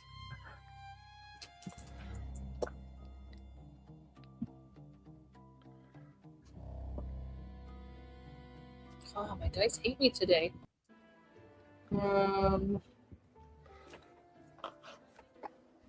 History. 15. You're not even sure that's possible. You weren't aware of it being possible. Once the hag's blood is part of your existence, it would take pretty powerful magic to be able to alter that. So whatever this Emberstone is and whatever the ritual would be involved, it beyond your pay grade. Thank you. I have never heard of that before. And I would have Like to even standing this close to Forn, you can sense his hex blood. Like it's you know, it Could I gives sense off anything from Madame Riptide? no, nothing. And I'll share that with Thorn. Okay. Would I have an idea of a way to confirm other than her knowing all this information about the tree, to confirm that she was at one time a hex blood? She would probably still bear the mark on the backside of her hand, but she wears hand wraps currently. And was it Ember Stone or Ember Shard? It was the Ember Heart. Ember Heart. Yeah. A piece of the Ember Heart. Yeah. As all of you continue to follow through the streets and the main kind of thoroughfares of the city, you find yourselves back into the interior great hall of Stonejaw's fortress. Here, there is a rather sizable collection of individuals here, all with kind of big smiles on their face. It would seem that the rumors of the firekeepers being destroyed have preceded you here.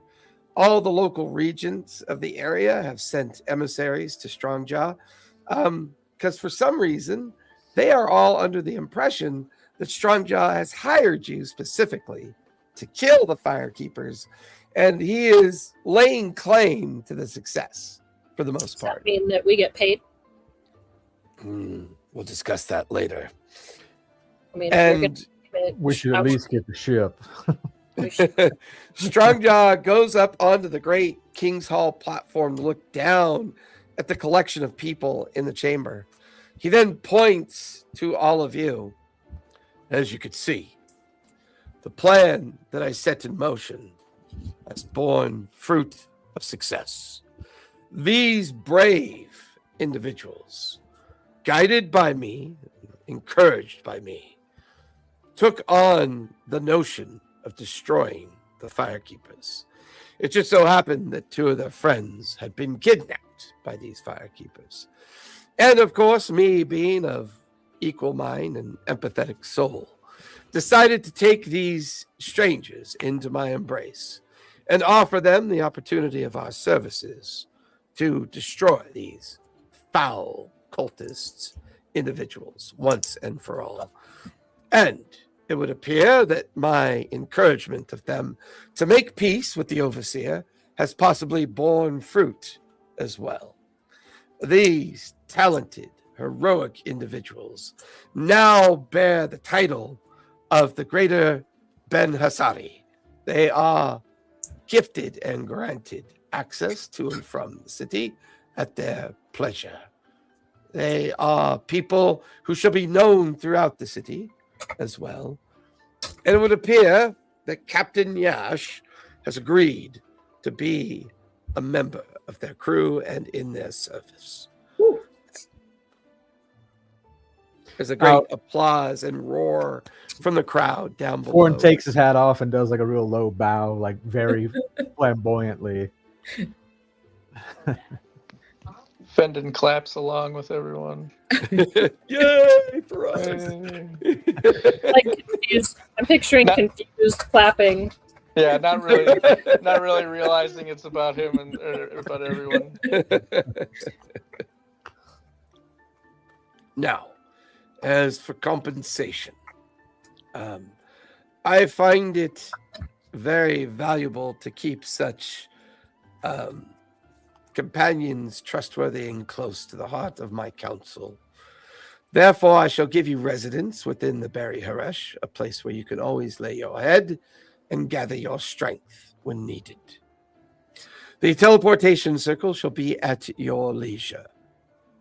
Be aware, we can only teleport you to locations that we know have corresponding teleportation circles that allowed us to maintain a connection.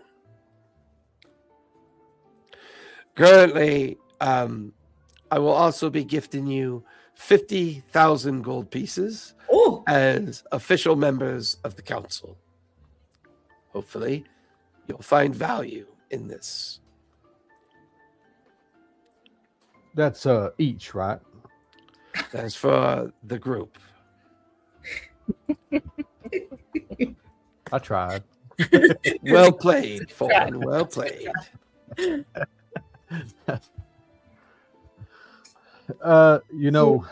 Not to overstep my bounds here, but if you were to set up some kind of a outpost at the city of Sight, the firekeepers were keeping that library there, and there may still be a lot of useful information there if you perhaps were to. I mean, I could volunteer some scholars that may like to investigate it. They've been recently investigating Kyle Moreau underneath Ankarel. If I understand it right, Kyle Moreau and the city of Sight were at once connected to a greater city. The wizard steps in between Strongjaw and you and goes, myself and Madam Riptide will take on that responsibility. But yes, you are quite correct. At one point, all of the continent of, the majority of the Runadam Desert was a great city dedicated to the lives of orcs and elves that used to live side by side many, many generations ago before Calamity. But unfortunately, the items of power that once were held by the king and queen of that particular city have long been lost to time, and no one has seen these items ever. Not since Calamity, of course. Wouldn't happen to be a spear and a mace, would it? The wizard and Madam Riptide look at you cautiously and then back at Strongjaw. Strongjaw, kind of nods towards the wizard.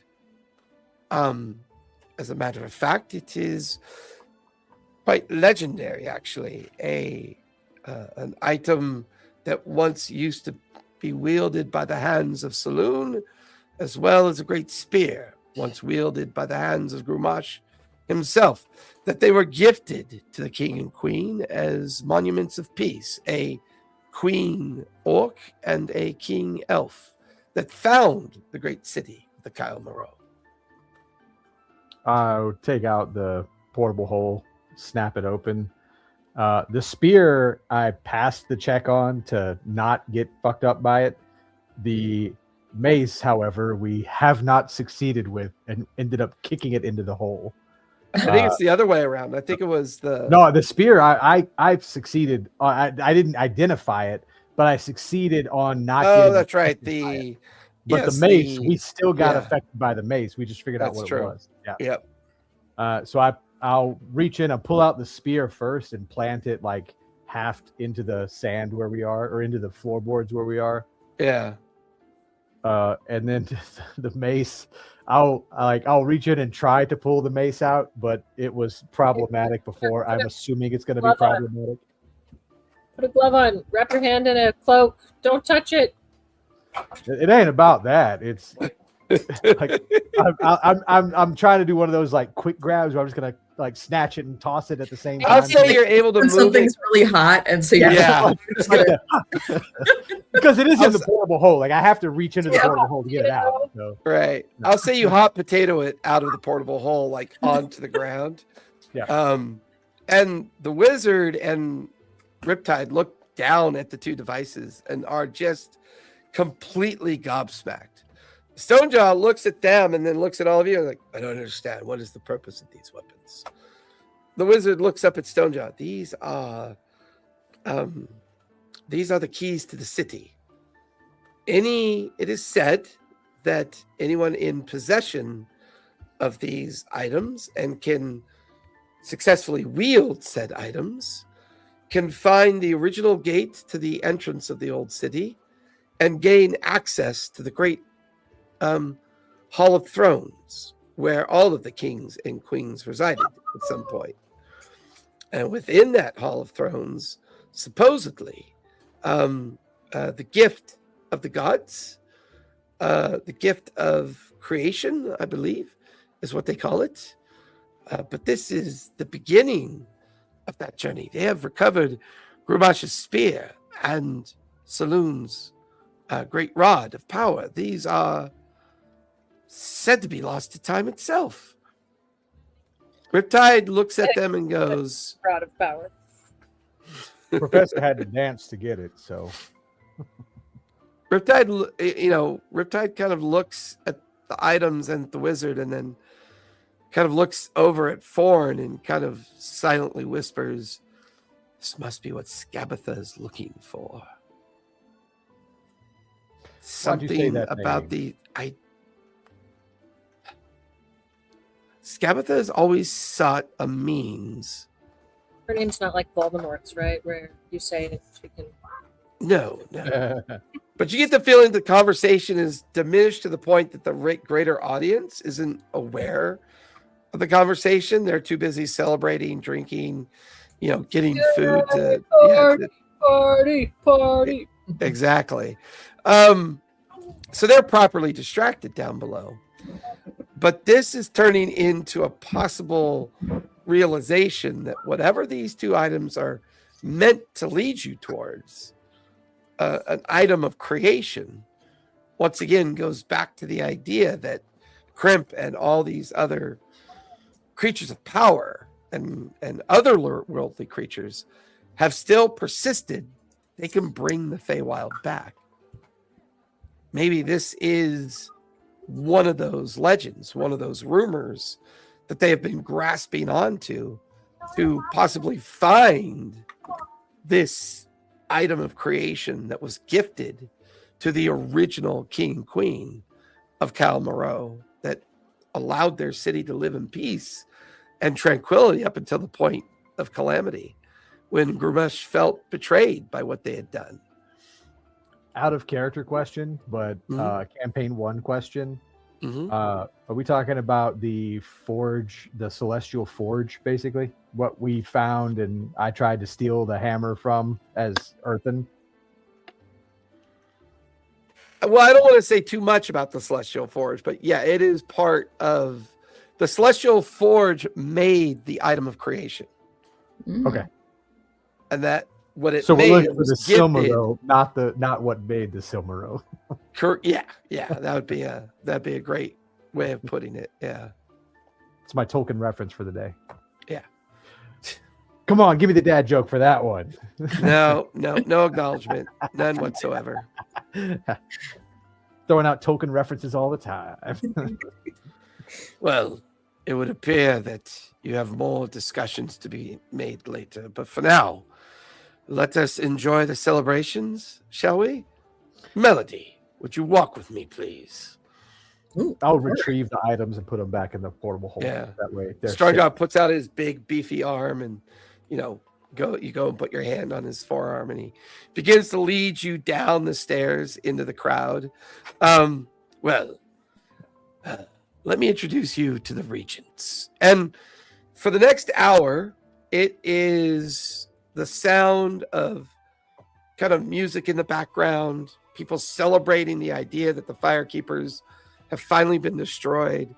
And Strongjaw moves through his authority, his extension of his power, the regents, the people that he has been put in charge in the greater area known as the Emerald Run and the Emerald Woodland. And it's a landmass that he feels he controls, an area of people that he has given authority and power to. These regents control small towns, small villages, small coastal estates up and along the interior journey into the river of the Emerald Run. as well as the coastal regions of a place called the Gleaming Moans Bay, which makes up the entire kind of border area of the Emerald Woodland.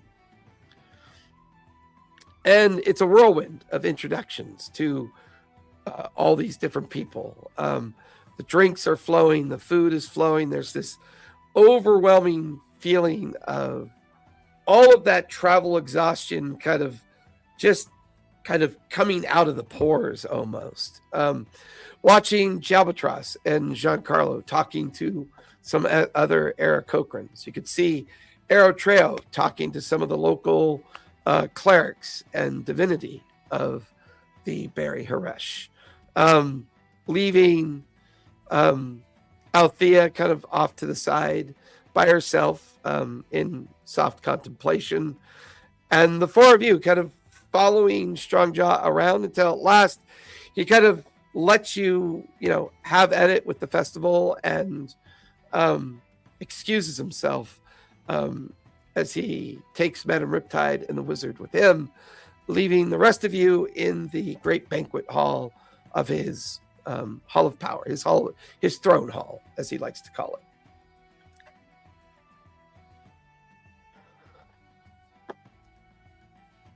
Forn's been enjoying beverages the whole time now. In that once case, all the serious stuff was over, he's like, "All right, we're good with all that now. Now I can start pounding." Yeah, give me a Constitution save, if you would, please. Oh, that's a good one. That's a 19 plus 3 plus 1 is a 23. Nice. The food is definitely enjoyable. You get the feeling that everything here probably comes from all corners of Marquet, as every imbibement and everything that you'd want to drink is offered here at this point, including food. Whatever Strongjaw's connections are, he definitely has a smuggler's habit for good drink and good food.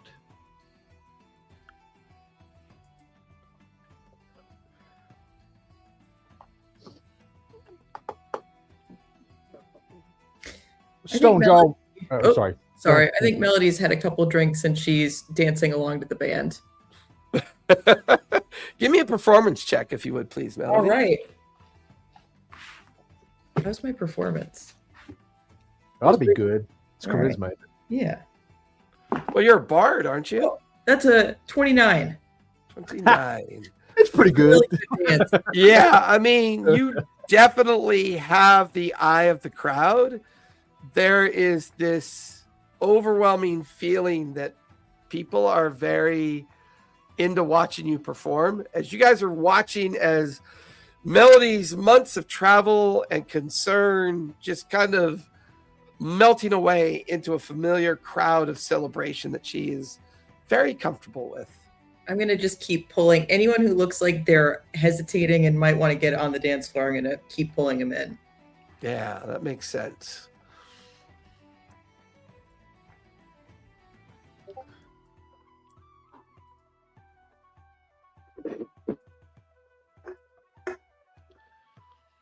Anybody else want to do anything while you're in the midst of this celebration, this activity going on?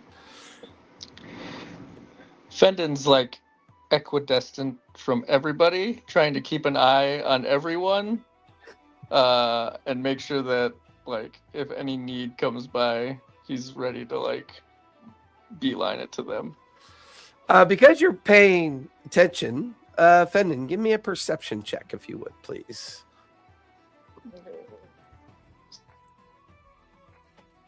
I love how he has to switch between, because he's only on his phone. Poor That's Fenton. dedication. Yeah, it is dedication. Trapped in what state is Fargo in? Is that North? That's Minnesota, right? Minnesota? North Dakota, right? Dakota. Yeah, that is North Dakota. The better Dakota. The better Dakota. No, North is the better Dakota. So what'd you get? 17. 17. Forward, you can see Fendon is kind of posted up on a higher section of the stairwell, kind of looking down into the hall, watching as the crowds kind of merge and come together. You could see where Eritrea is, Fendon. You could see where Giancarlo and Professor are. You see Melody is prancing along the stage, going out into the crowd, randomly pulling up people to dance with her. And at which point she begins to develop a bit of a mosh pit, but kind of like a high fantasy mosh pit, one where it's just people moving around quickly and enjoying the dancing that's kind of overwhelming the moment. And there are, there's tieflings here, there's elves, halflings. There's one of the nice things about Strong John, what he's built here with the remnants of the Corsairs. There's no sense of anyone being left out. If you want to journey with Strongjaw on undoing all of the calamities that's happening in Marquet, whether you're Fey in origin or whatever origin you are, seems to be equally represented here. No sense of exclusion. The measure of your worth is in the outcome of your effort, is what it feels like here.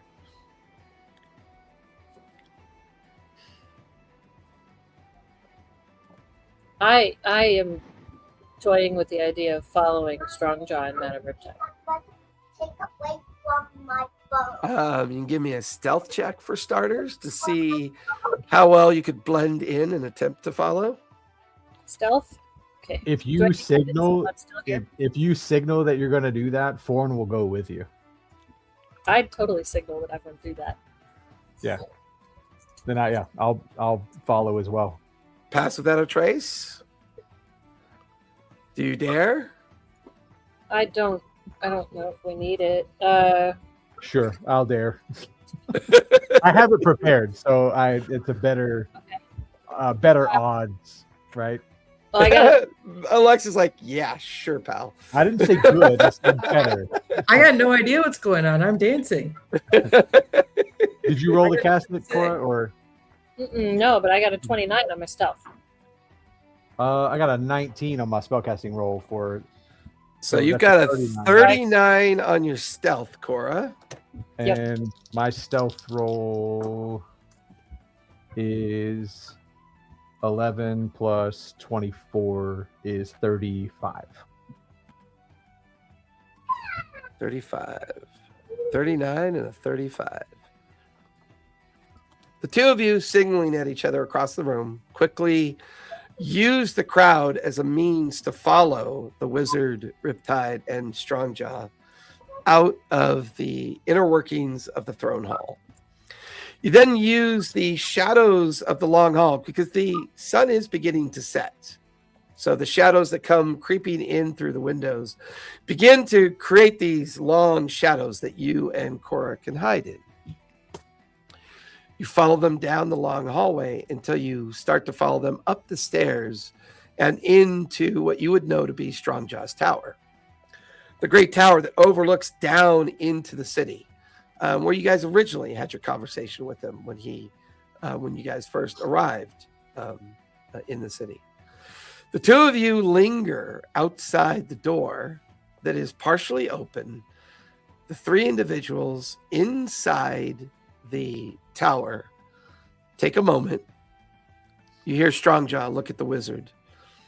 Are you sure no one's able to spy on us at the moment? Like I've told you, the medallions that we wear keep people from scrying on us.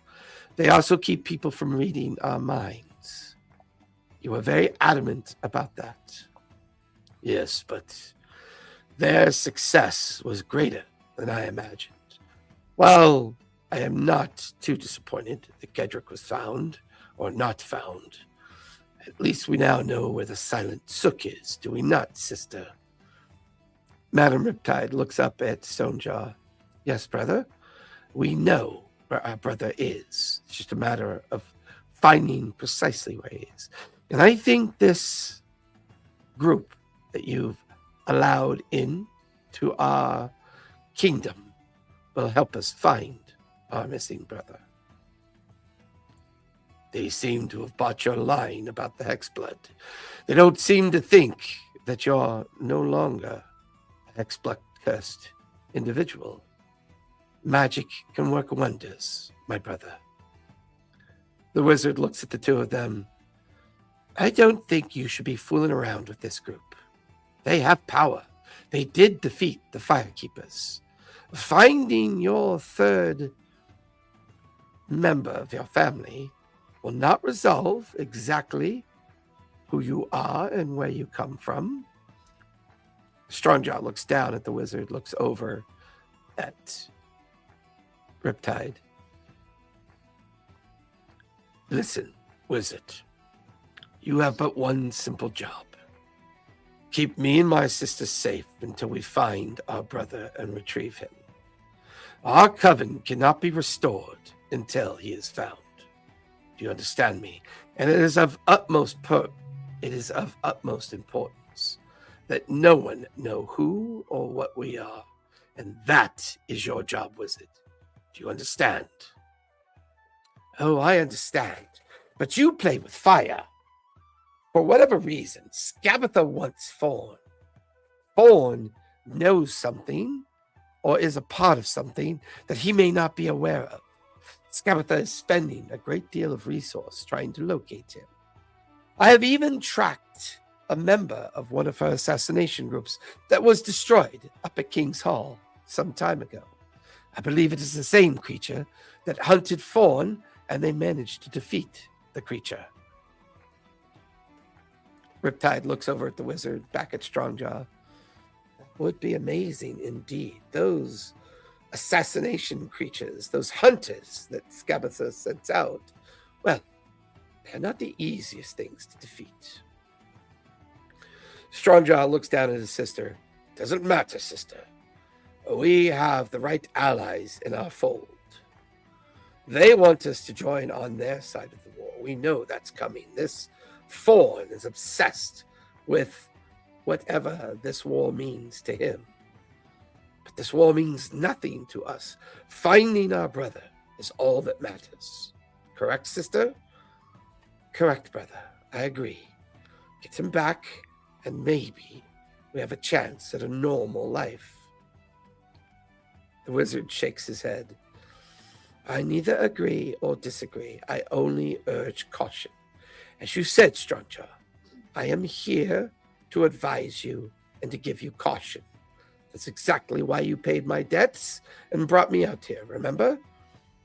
I paid your debts because you are on a knife's edge of being killed for your debts. Don't forget that. I am grateful for what you and your sister have done for me.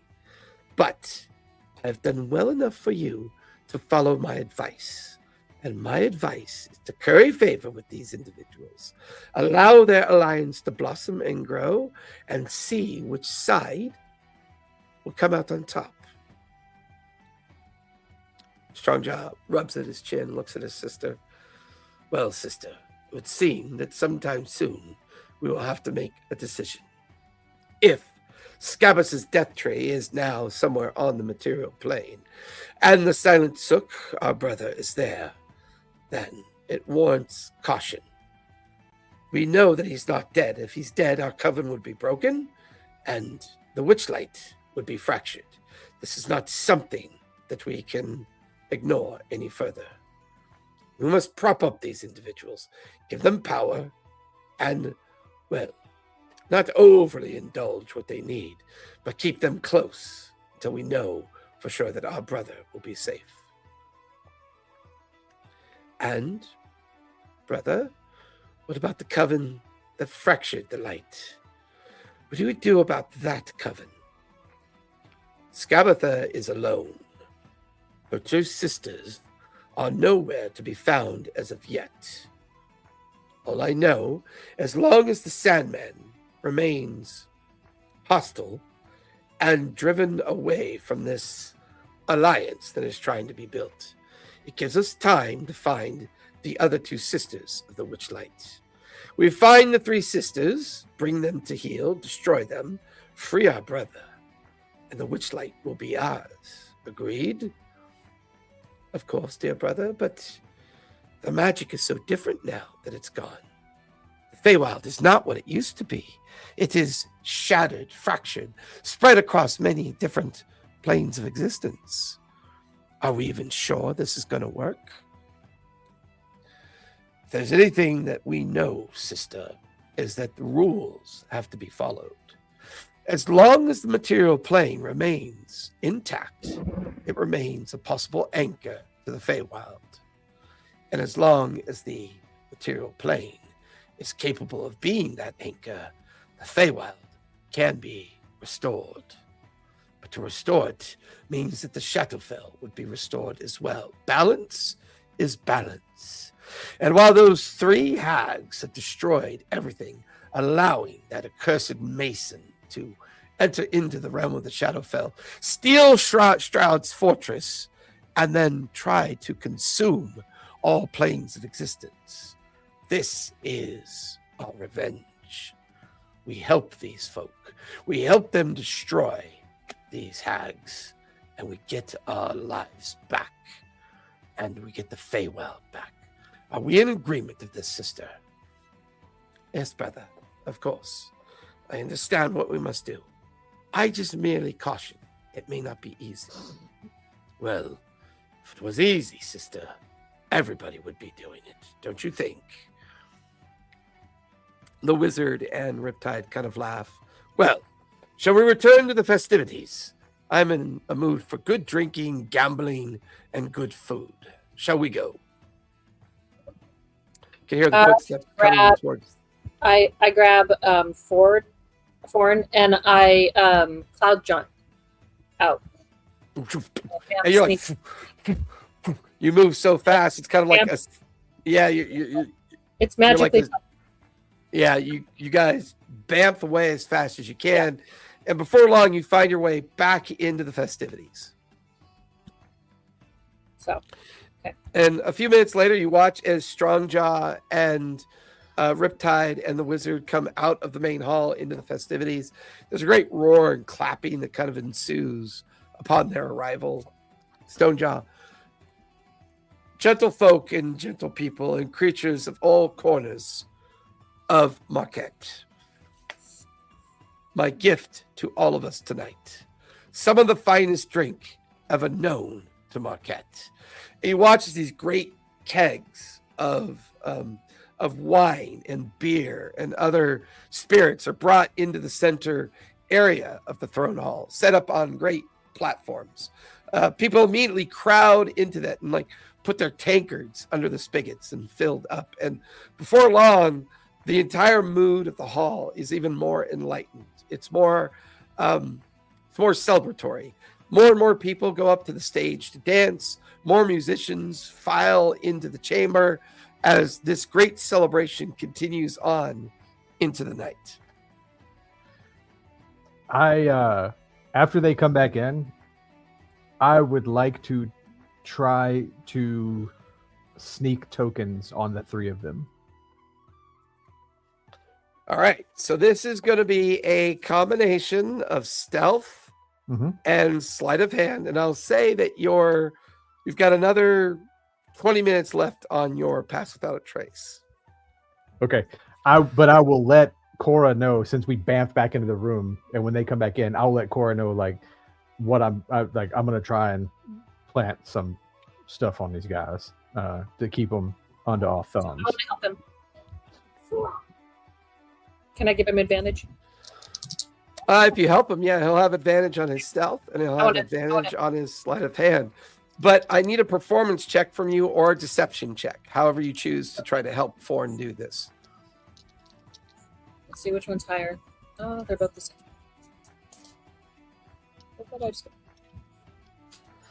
Okay.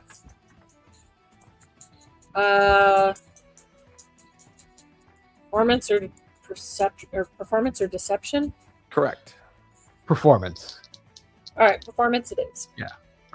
Because deception would trigger something, right? Performance, maybe not. That's not bad. I got a dirty 20. Oh, yeah. Okay. Nice. So I will say that's pretty apt the way that you described it, Forn. That is a distraction that that Cora is able to do that gains you advantage on all of your checks. All right. I'll roll the stealth first. That's a 16 plus 24 is a 40. Okay. So you managed to that would be proximity, and for you to pull off your performance, you can't be close enough. Freyo. Well, Eritreo's not around right now. He's off talking to clerics of the city, enjoying his own kind of like separate time. Also, though, it's a 40. I mean, that's a really good roll. DC was 41, though. So. The DC was 40 and a half. Sorry. Born, go ahead and give me a sleight of hand as you approach and try to pull this off with strong jaw for starters. Yep. That's another 19 plus 14 is a 33. Ew. Now you approach the wizard and go ahead and give me another sleight of hand for him. That's not as good. That's a 1 and a 9, but a 9 plus 14 is 23. Okay. And now you approach Riptide. 17 plus 14 is a 31. Yeah. And what's interesting about the time when you kind of like drop the token into one of Riptide's many pockets in her robe, you notice that her hand that is partially wrapped does reveal the part of the scar from the Tree of Death, the image of the Tree of Death on her hand. You suspect now that somewhere on Strongjaw, he would have the same marking, perhaps. That these two and their brother might be survivors of doing battle or possibly in some kind of conflict with these other three hags that are described as creatures of the witchlight. Not a term that you've heard that often. But Heard of it? I would say you've heard of it in the sense of what the Feywild used to be, but you haven't heard much of it since then.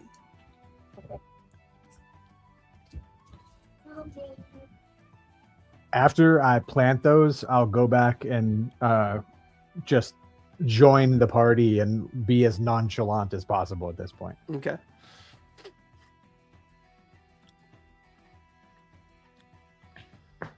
At which point the party... I'm not thinking, I'm still watching everything, but appearing to be reveling. Okay. At this point, Fendon and Cora keeping an eye on everybody else, kind of enjoying the evening. The evening lasts long into the night. However, before long, the crowd begins to settle. People begin to filter and kind of file out of the King's Hall or the Throne's Hall. I would say it's now kind of it's like really late at night. There's three musicians that are kind of very drunkenly still playing. Melody is still kind of manically dancing on the stage. And the rest of you are kind of collectively near the edge of the stage, kind of recounting the evening as things are beginning to finally quiet down. Born, that would have been funny if that was my distraction, was getting them to drink from the giggle bottle. It just dawned on me that like we're all here drinking, and I forgot we have the giggle bottle. You know, The giggle bottle. And I tried to get him to drink it earlier, and now would have been the great time to do it. Are the three of them still there? No, they've left for the evening as well. Okay. Well, if they left, then I'll recount what we heard, what Cora and I heard when we stepped away. You might have noticed we were Probably gone. wait to do that until after when we're in the Magic Mansion. Oh, well, fair. Yeah. We don't want to be overheard. You know, like other people thinking that they're not being overheard and then being overheard. Mhm. Yeah, that is how it goes. I'm pretty bad about that. Yeah. Well, it's been a night of revelry. Melody, that was some marvelous dancing. Thank you. Melody. Cheers. Pendant's Fendon- like, wait, you all left? And then he gets really disappointed in himself. Oh. Hey, you might need eye drops every once in a while. Look, you were staring hard. I mean, your eyes had to be drying out. Like, yeah, if you don't blink, you know. They're really sneaky, Fendon. You can't beat yourself up. Oh. Can I mean- sleight of hand like pull a token out from behind Fendon's ear like a shitty magician, like a street magician Like a thing? magician with a Yeah, cat. yeah, that makes sense. That tracks. I rolled an 18 plus 14 is a 34. You do, yeah, that's pretty impressive. Yeah. Fendon is amazed, just amazed.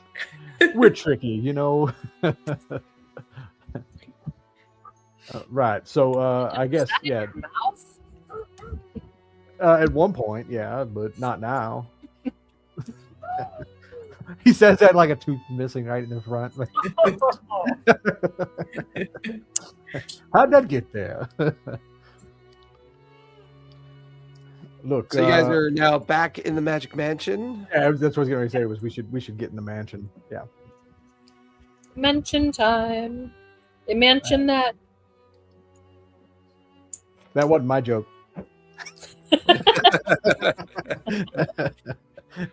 That's my joke. Like after we get in, then I'll start sharing about about what we heard. It sounds like Madam Riptide's only giving us half truths. Uh-huh. Oh, you just can't trust anyone. I mean, I normally don't trust anybody, but Why?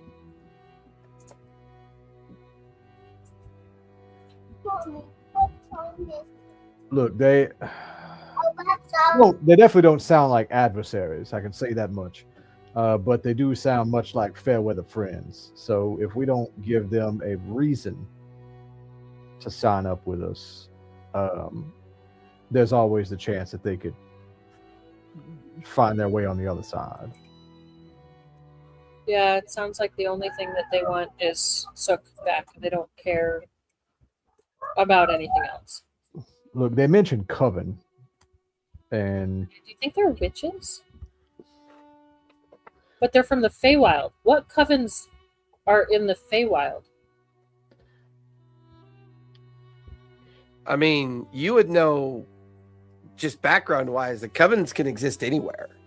They can exist in the material plane, they can exist in Shadowfell, they can exist in the Feywild, they could exist in the planes of fire, the planes of air, and Kind of coven. the That- Feywild prior to it being destroyed was run by the four courts. There was the Winter Queen, the Autumn Queen, the Spring Queen, and the Summer Queen. At the time of destruction of the Feywild, the Queen of the Summer Court was in charge at the time of all four of the courts. She would have gone by the name of Tatiana, a rather powerful and infamous queen of the court. None of the courts ever been seen. As far as most people are concerned, the Feywild itself has been predominantly destroyed along with the Shadowfell. So no one is really all that connected with the idea of the survivors, other than the occasional Archfey and Feywild creatures that manage to make it to the material plane before the final destruction of the Feywild. But they are diminished numbers. They're not these great numbers for sure. How do we tell what they are? well, they're trying to. Half and we They're- look at things. They're adversaries of Scabatha and her sisters, so we have a leg up there. That's a good. Enemy of my enemy is my friend. I don't even know that they're enemy necessarily, but they're just not necessarily a friend.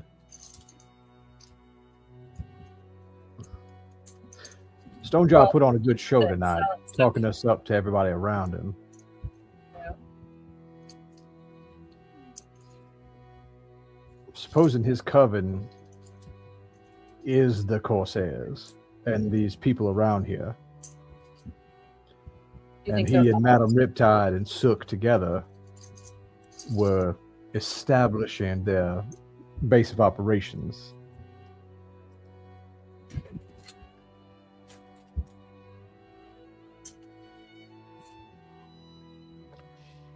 They know we have the artifacts of power now. Yeah. And with this new It seems information, I'm suddenly not so excited about that. What is the Witchlight? Have we heard that phrase before? Or foreign? Is that something that you know about? Everyone is free to give me history checks on that if you'd like. History. With guidance, right? Yeah, It's Eritrea's mentioned. heard about this, and he's standing Mine right. doesn't matter. I rolled a 1. History, I got a 19. 19? I got a 22. Oh, wow. I got a 1. 1. 12. What'd you get with guidance, though? With guidance, you might have got a 5. With guidance, let's see. I got 1 for 7. I got 7. Yeah, see? 14 with guidance. Woohoo! 7. So 7, 14, 19, 22. And collectively as a group, you kind of talk to each other about what some of you know and what some of you don't know. The Witchlight is a description of a veil of magic that once existed. This veil of magic is said to have connected with the material plane. And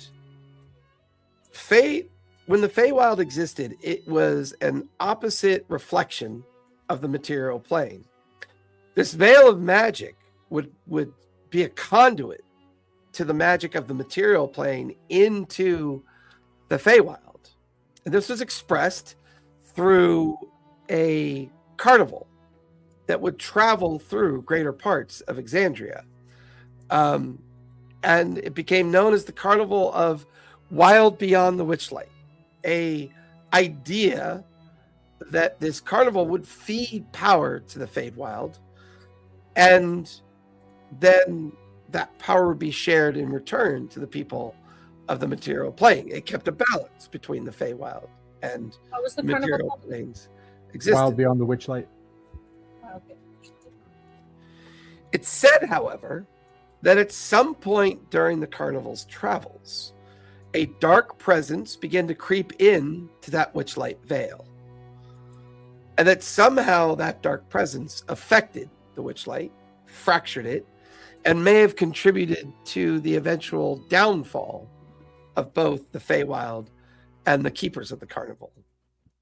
Some say there were 3 witches that secretly used this dark presence to steal the power of the Feywild, but that dark presence then supposedly betrayed the 3 witches. These 3 witches that formed the Coven of the Witchlight managed to survive the collapse of the Feywild, but no one's ever seen or heard from them since.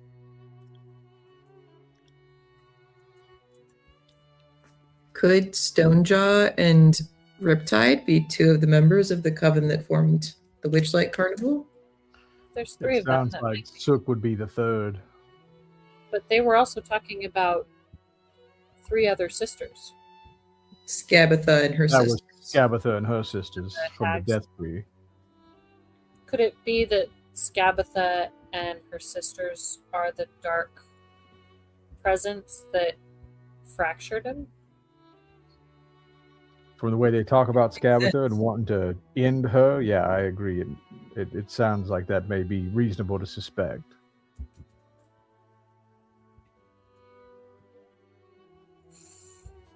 So they think that somehow reestablishing the Witchlight would establish a connection between the material plane and the Feywild, and somehow also Shadowfell. Well, it sounds like they're saying there's a possibility that it can be restored, yes. Yeah. It might help And- them restore the Feywild. Our artifacts of power may be steps in that direction. So we're kind of on the same page. Right. I want to keep them on our page. Yeah.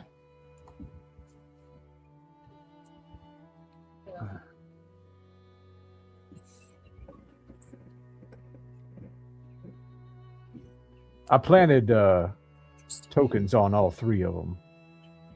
I'm so sure. Nice. So I could spy on them or I could talk to them. Either way. Talking They to do. freak them out. They do wear medallions that prevent them being scryed on.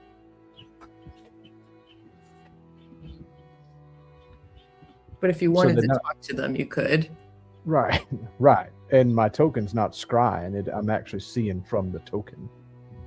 Hmm.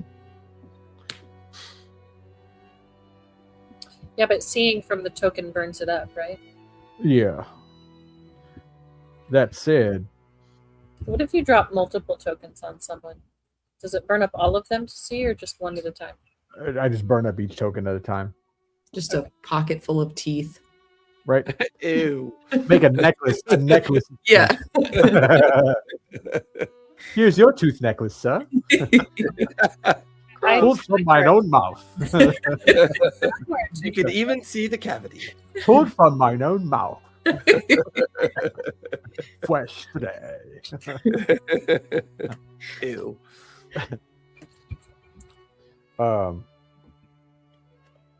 Honestly, it sounds like we need to target the mage first. If we can single him out and He seems like discuss with him, not threaten him, because I already tried to free him, and he was like, "Oh no, I like it here." But it sounds like he had some debts that were settled by Stonejaw and Riptide.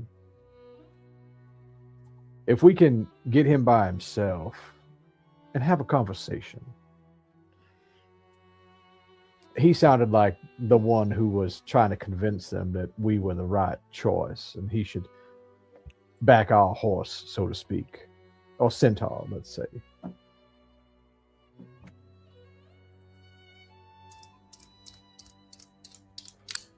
we want to do that before we leave. We're still in the good graces of everybody here. I almost wonder if it's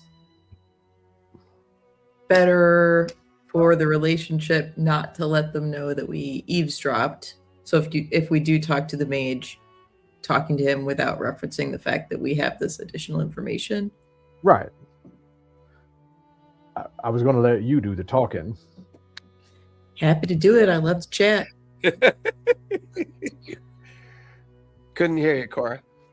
I said that's probably a good idea. My talking gets us into fights, so more often than not. Oh, there's nothing wrong with fighting. Most of the time, anyway. Bendon likes fights. It makes me look pretty.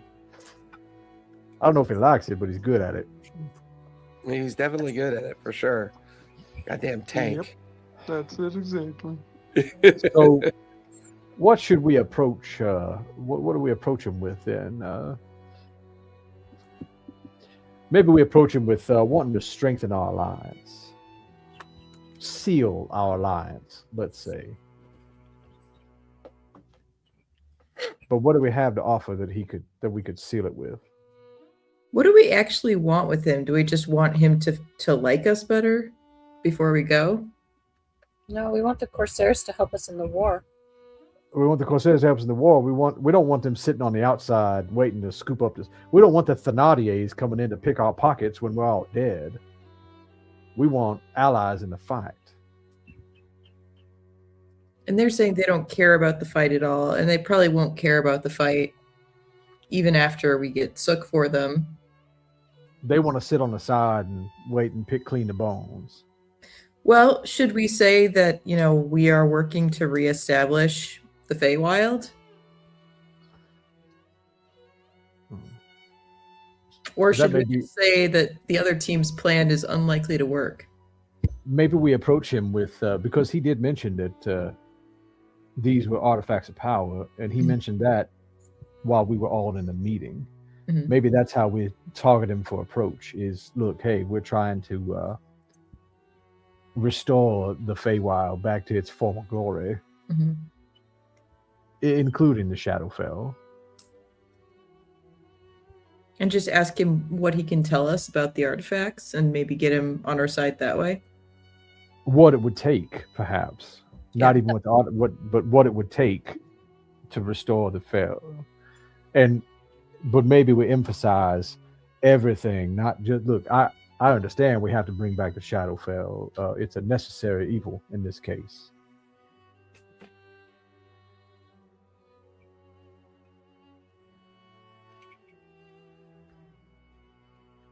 That could work.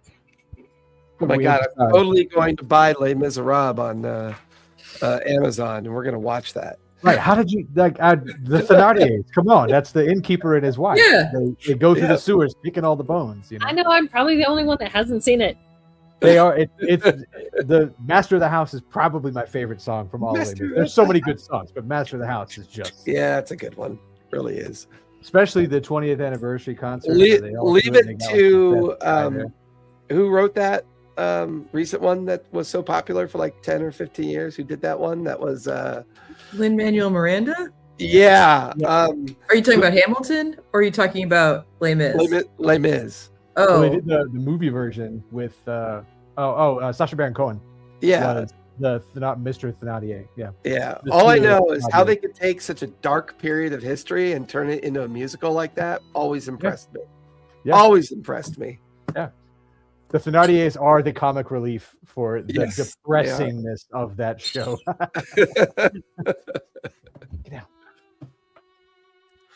So, who cast the Magic Mansion, by the way?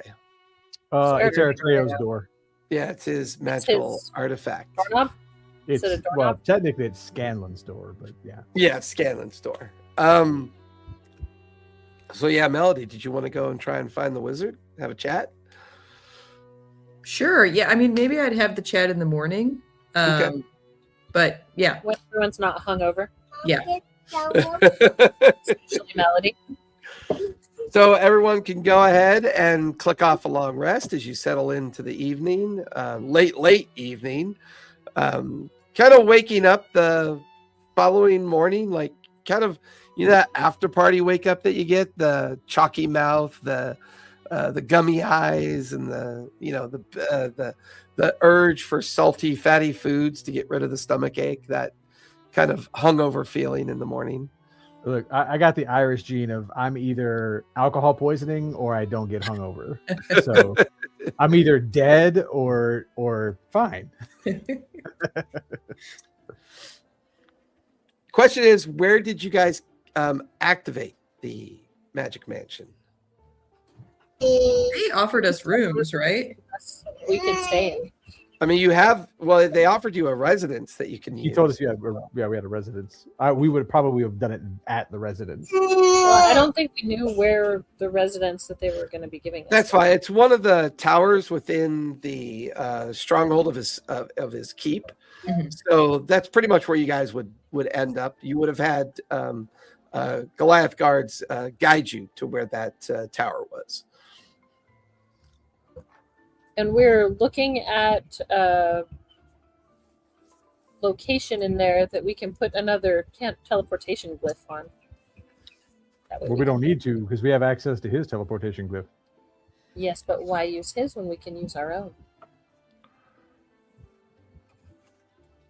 Because Okay. his is already made. Yeah, I know it's already there. And we have free use of it. We'd have free use of the one in our tower too, but then he can't track our movements. Hey, we're in here settling in, and oh look, we bamf out. He has no idea that we've left. Do we have access to a teleportation spell or the Professor ability does. to create a teleportation circle? Professor has and teleportation. Giancarlo can stay behind and work on creating that. Work on creating that. Could even create word of recall to come back to the tower as well if needed. I don't know. It's kind of nice to have it on the ship On the- though. So on then the it ship? travels Yeah. wherever the ship travels. That's fair. But we can hide the teleportation circle under like a giant rug. A mimic rug. So if anyone messes with it, they get eaten by a mimic. But then every time we teleport, we have to fight a mimic. Well, no, it'd be under your control. No, It'd be your mimic. This is our pet mimic. Your pet mimic. the pet mimic rug. Yes. Of course, it would start off as like a rug for your your bathroom. It's a small rug that's got it's a baby Starts mimic. off as a Baby mouse. mimic rug. Oh. Got to curate it and feed it and make it bigger and more flatter and more angrier. Oh, look, we killed someone. Lop off its hand so we can feed the baby mimic.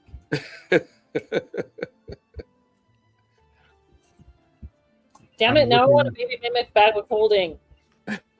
I'm looking for the name of that stupid wizard because I don't think we ever got his name. Did we get his name? Ever. I know we got Strongjaw's name and we talked about the wizard being there. His name is Harry. Your wizard Harry. His first name's Harry. His last name's Styles. Last name Dresden. Right? Oh my God, we're so watching Les Mis tonight. I'm just, for some reason, I thought you'd seen it. No. That's funny. Maybe if she dreamed a dream of. All right, now You'll get the joke when you watch it. Look, that you'll get definitely deserves it. That dad joke reference right there. That definitely deserves it. I don't see his name either. Yeah, I'm like, I'm certain. I got Bartleby Bilge Higgins. at T43. I That don't was know not if the we ever wizard. noticed his That was a name. different guy. We never got his name. Yeah. I think The wizard's name is Is it Silas? Stark. Yes, Silas Yeah, Stark. we did get it. Okay. we did get Yeah. it. Where did I not write his name down then? So what's his Silas what? His full name is Silas the Spark Vance. Okay. Silas the Spark. I just had Silas down. He unfortunately accumulated a great deal of debt at the Lux Run Casino in Ank'Harel, a debt that Strongjaw procured so he could have a competent wizard manage his teleportation circle. Okay. I was looking up his name though to give Melody the. Oh yeah, his name is Silas. Maybe call him by his name. That's an evil name if ever I've heard one. I'll call him Sparky. It's Just don't I call mean, him that is JD. his nickname. His nickname is the Spark. So Yeah, just don't call him JD. We don't need that charisma sucker in here. Oh boy. Spark. Does he like setting things on fire or does he like lightning? he's a wizard. He's always sparky. Fireball, fireball, fireball. Fireball the darkness. While Melody's doing that, I'm gonna go to the ship, the Zephyr's Gambit. Gambit, talk to you, Captain Yash. Yeah, and just start making plans for Okay. the next couple of things we're gonna do, or we need to do rather.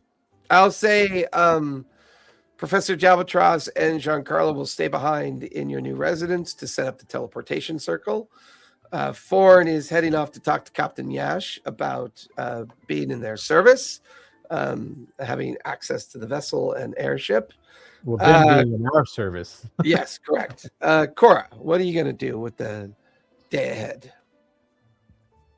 I'm going to walk around and I am going to listen and I'm going to see if I can hear anything interesting.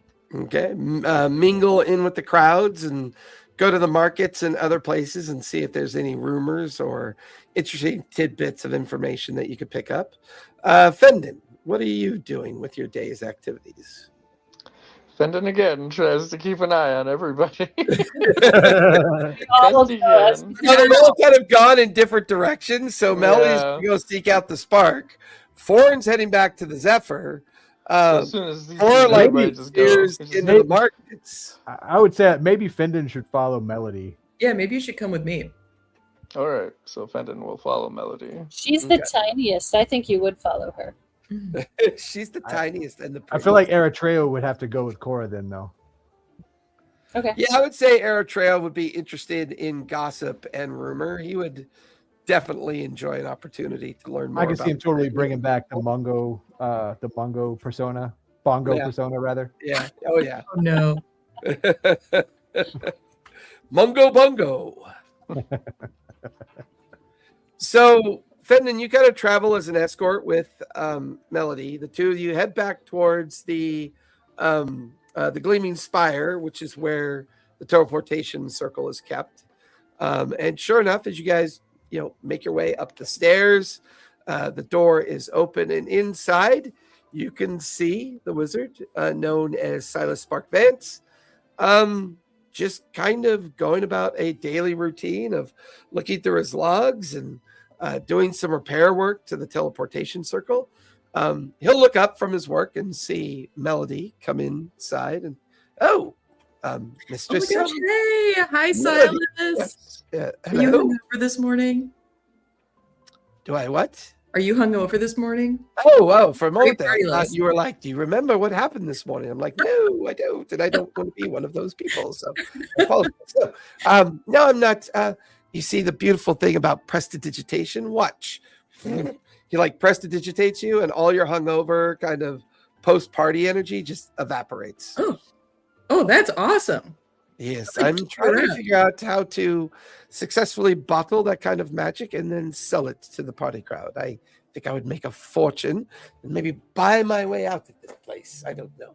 What can I do for you, mistress? I think you could charge like 15 gold for that, like on a Sunday morning, just out on the town. Probably right. They do drink a lot here in this city. But I guess that comes hand in hand with smuggling, piracy, and all the ne'er-do-well activity that they do. Well, hey, actually, I was hoping to run into you. You just seem like such a smart guy, and I feel like we're getting so much information lately, like all of these weapons and artifacts and stuff. I think we're really interested in restoring the Fae because that's where a lot of us are from. And I was just curious, have you heard anything about restoring the Fae? Do you know anything about how to do that? We're just trying to get all the information that we can. So are we thinking performance or deception in this? I guess I think it's deception because I'm kind of playing dumb. Yeah, that's fair. Yeah, give me a deception check. Okay. I'll say Fendon is with you, so it's a proper distraction from the wizard. So you can have advantage on this. Okay. And I'm going to use my ability where anything below a 10 is a 10. You got it. Okay. Fendon channels his awkwardness and just stares at the wizard. But in reality, he's just trying to hold back, not just giving everything up. Ooh. That's a 28. 28. Jeez. That charisma, man. That riz. There's a lot of that riz going on right now. He just smiles at you broadly and I don't know many Fae folk. You're one of few. I do believe Fawn is an Eldarin or an Eldirian or whatever his elven. Although I wasn't aware that they were able to grow facial hair, but that must be something new. And of course, your friend over here is a Furbog, Fendon. I don't necessarily know a lot about the Feywild, but what is your main interest in its restoration? I mean, are you not happy here on the material plane? I think that there are so many people who just miss home, and I miss home too.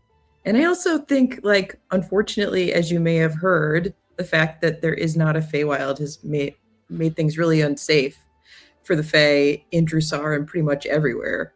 I have heard those rumors. That is very true. I've been kidnapped twice in the last 2 months. That's impressive. And yet here you are. Why were you kidnapped? What was the point of doing so? The first time they drugged me on the street, and then they were like, we're gonna take your horns and convert you into parts, and then we're gonna sell them on the black market. Oh, that sounds horrific. He Yeah. he hides one of his charms underneath his robes. No. That sounds terrible. Such things terrible. Who would do that? It's Who would crazy, do right? This is terrible, crazy. And the second time, I think it was about me specifically, so maybe not as much a Faye thing, but Oh, you specifically? Why you specifically? I'm kind of a troublemaker. I don't know if you can tell. Well, the colorful ones are with the pretty hair and the ability to drink well and party all night can be troublemakers. But I can certainly make inquiries into. Is there anyone you'd like me to speak to about this, or possibly aid you with in this? I'm just curious about, what you might know. I have heard people say that to restore the Fae, we would also have to restore the Shadowfell. Is that something you've heard before? Oh, well, yes, I may have heard that once or twice in my readings and studies abroad. Ever since the event happened all those years ago, there's been a consensus of belief amongst most of us within the arcane world that perhaps the difficulty of the we when it comes to casting magic may have some kind of reflection upon the fact that the balance of the Feywild and the Shadowfell have been destroyed, which, by the way, the Feywild and Shadowfell themselves are not fully capable of being destroyed. You see, the magic space between those planes of existence is what adheres them to the material plane. Some believe the event that took place all those years ago was linked more to the destruction of that connection, and therefore the Shadowfell and the Feywild merely need to be, how should we say, reestablished and relocated. While there are rumors of fractured pockets of the Feywild in existence, most have, how should we say, propped up the idea the Feywild was destroyed. I am amongst other scholars that believe that not to be entirely the case.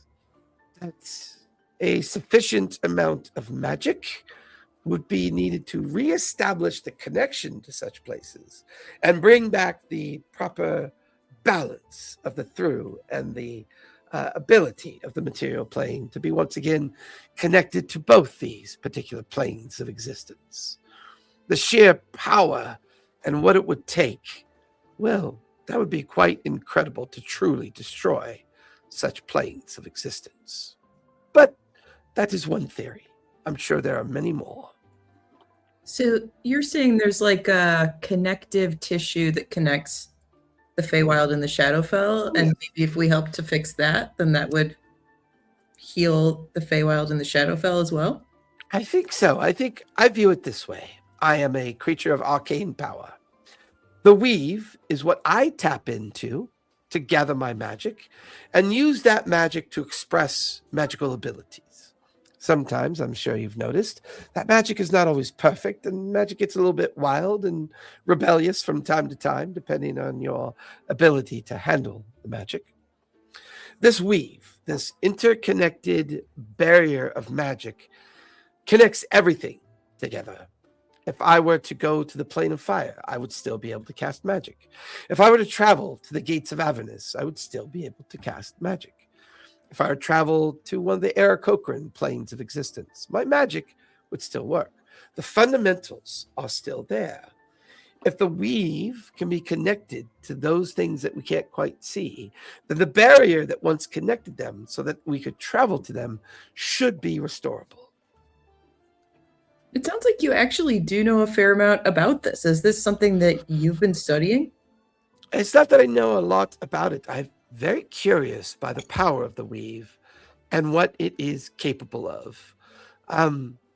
There are, and you notice that the teleportation circle suddenly activates. Mhm. And he goes, oh, they are early. Sorry, one moment. And you watch as the teleportation circle activates, flares into existence. A rather older looking orc, half orc, is standing there. And a rather kind of older, pleasant looking, blue skinned tiefling is standing there as well. Two small children are with them in tow. You hear a voice go, I don't really like traveling that way. It's not my favorite. The tiefling looks over. Oh, Ford, you're always saying that. We love this place. Silas, you have company. Silas looks over at the tiefling and the half-orc and kind of looks over at you. Melody, if you'd excuse me, I have to escort these fine folk to Strongjaw. I'll speak with you later. You watch as he comes over and the two children and the two of them kind of go out the door, descend the stairs. As soon as they leave, the teleportation circle activates again. You see a gnome, kind of short hair, wearing purple attire, and is kind of like standing there in like a pose, like he's getting ready to attack. And goes, oh, I was not expecting other people to be here. Hi, my name's Scanlan. It's a pleasure to meet you. And that's where we'll finish tonight. Ooh! I've been dying to reintroduce Scanlan. He is totally so wants much the door back. All right, everyone out there, thank you for watching. We will be back next week. Be safe, be kind, and don't forget to play a game. You guys linger, and we'll talk about the schedule. Good night, everybody.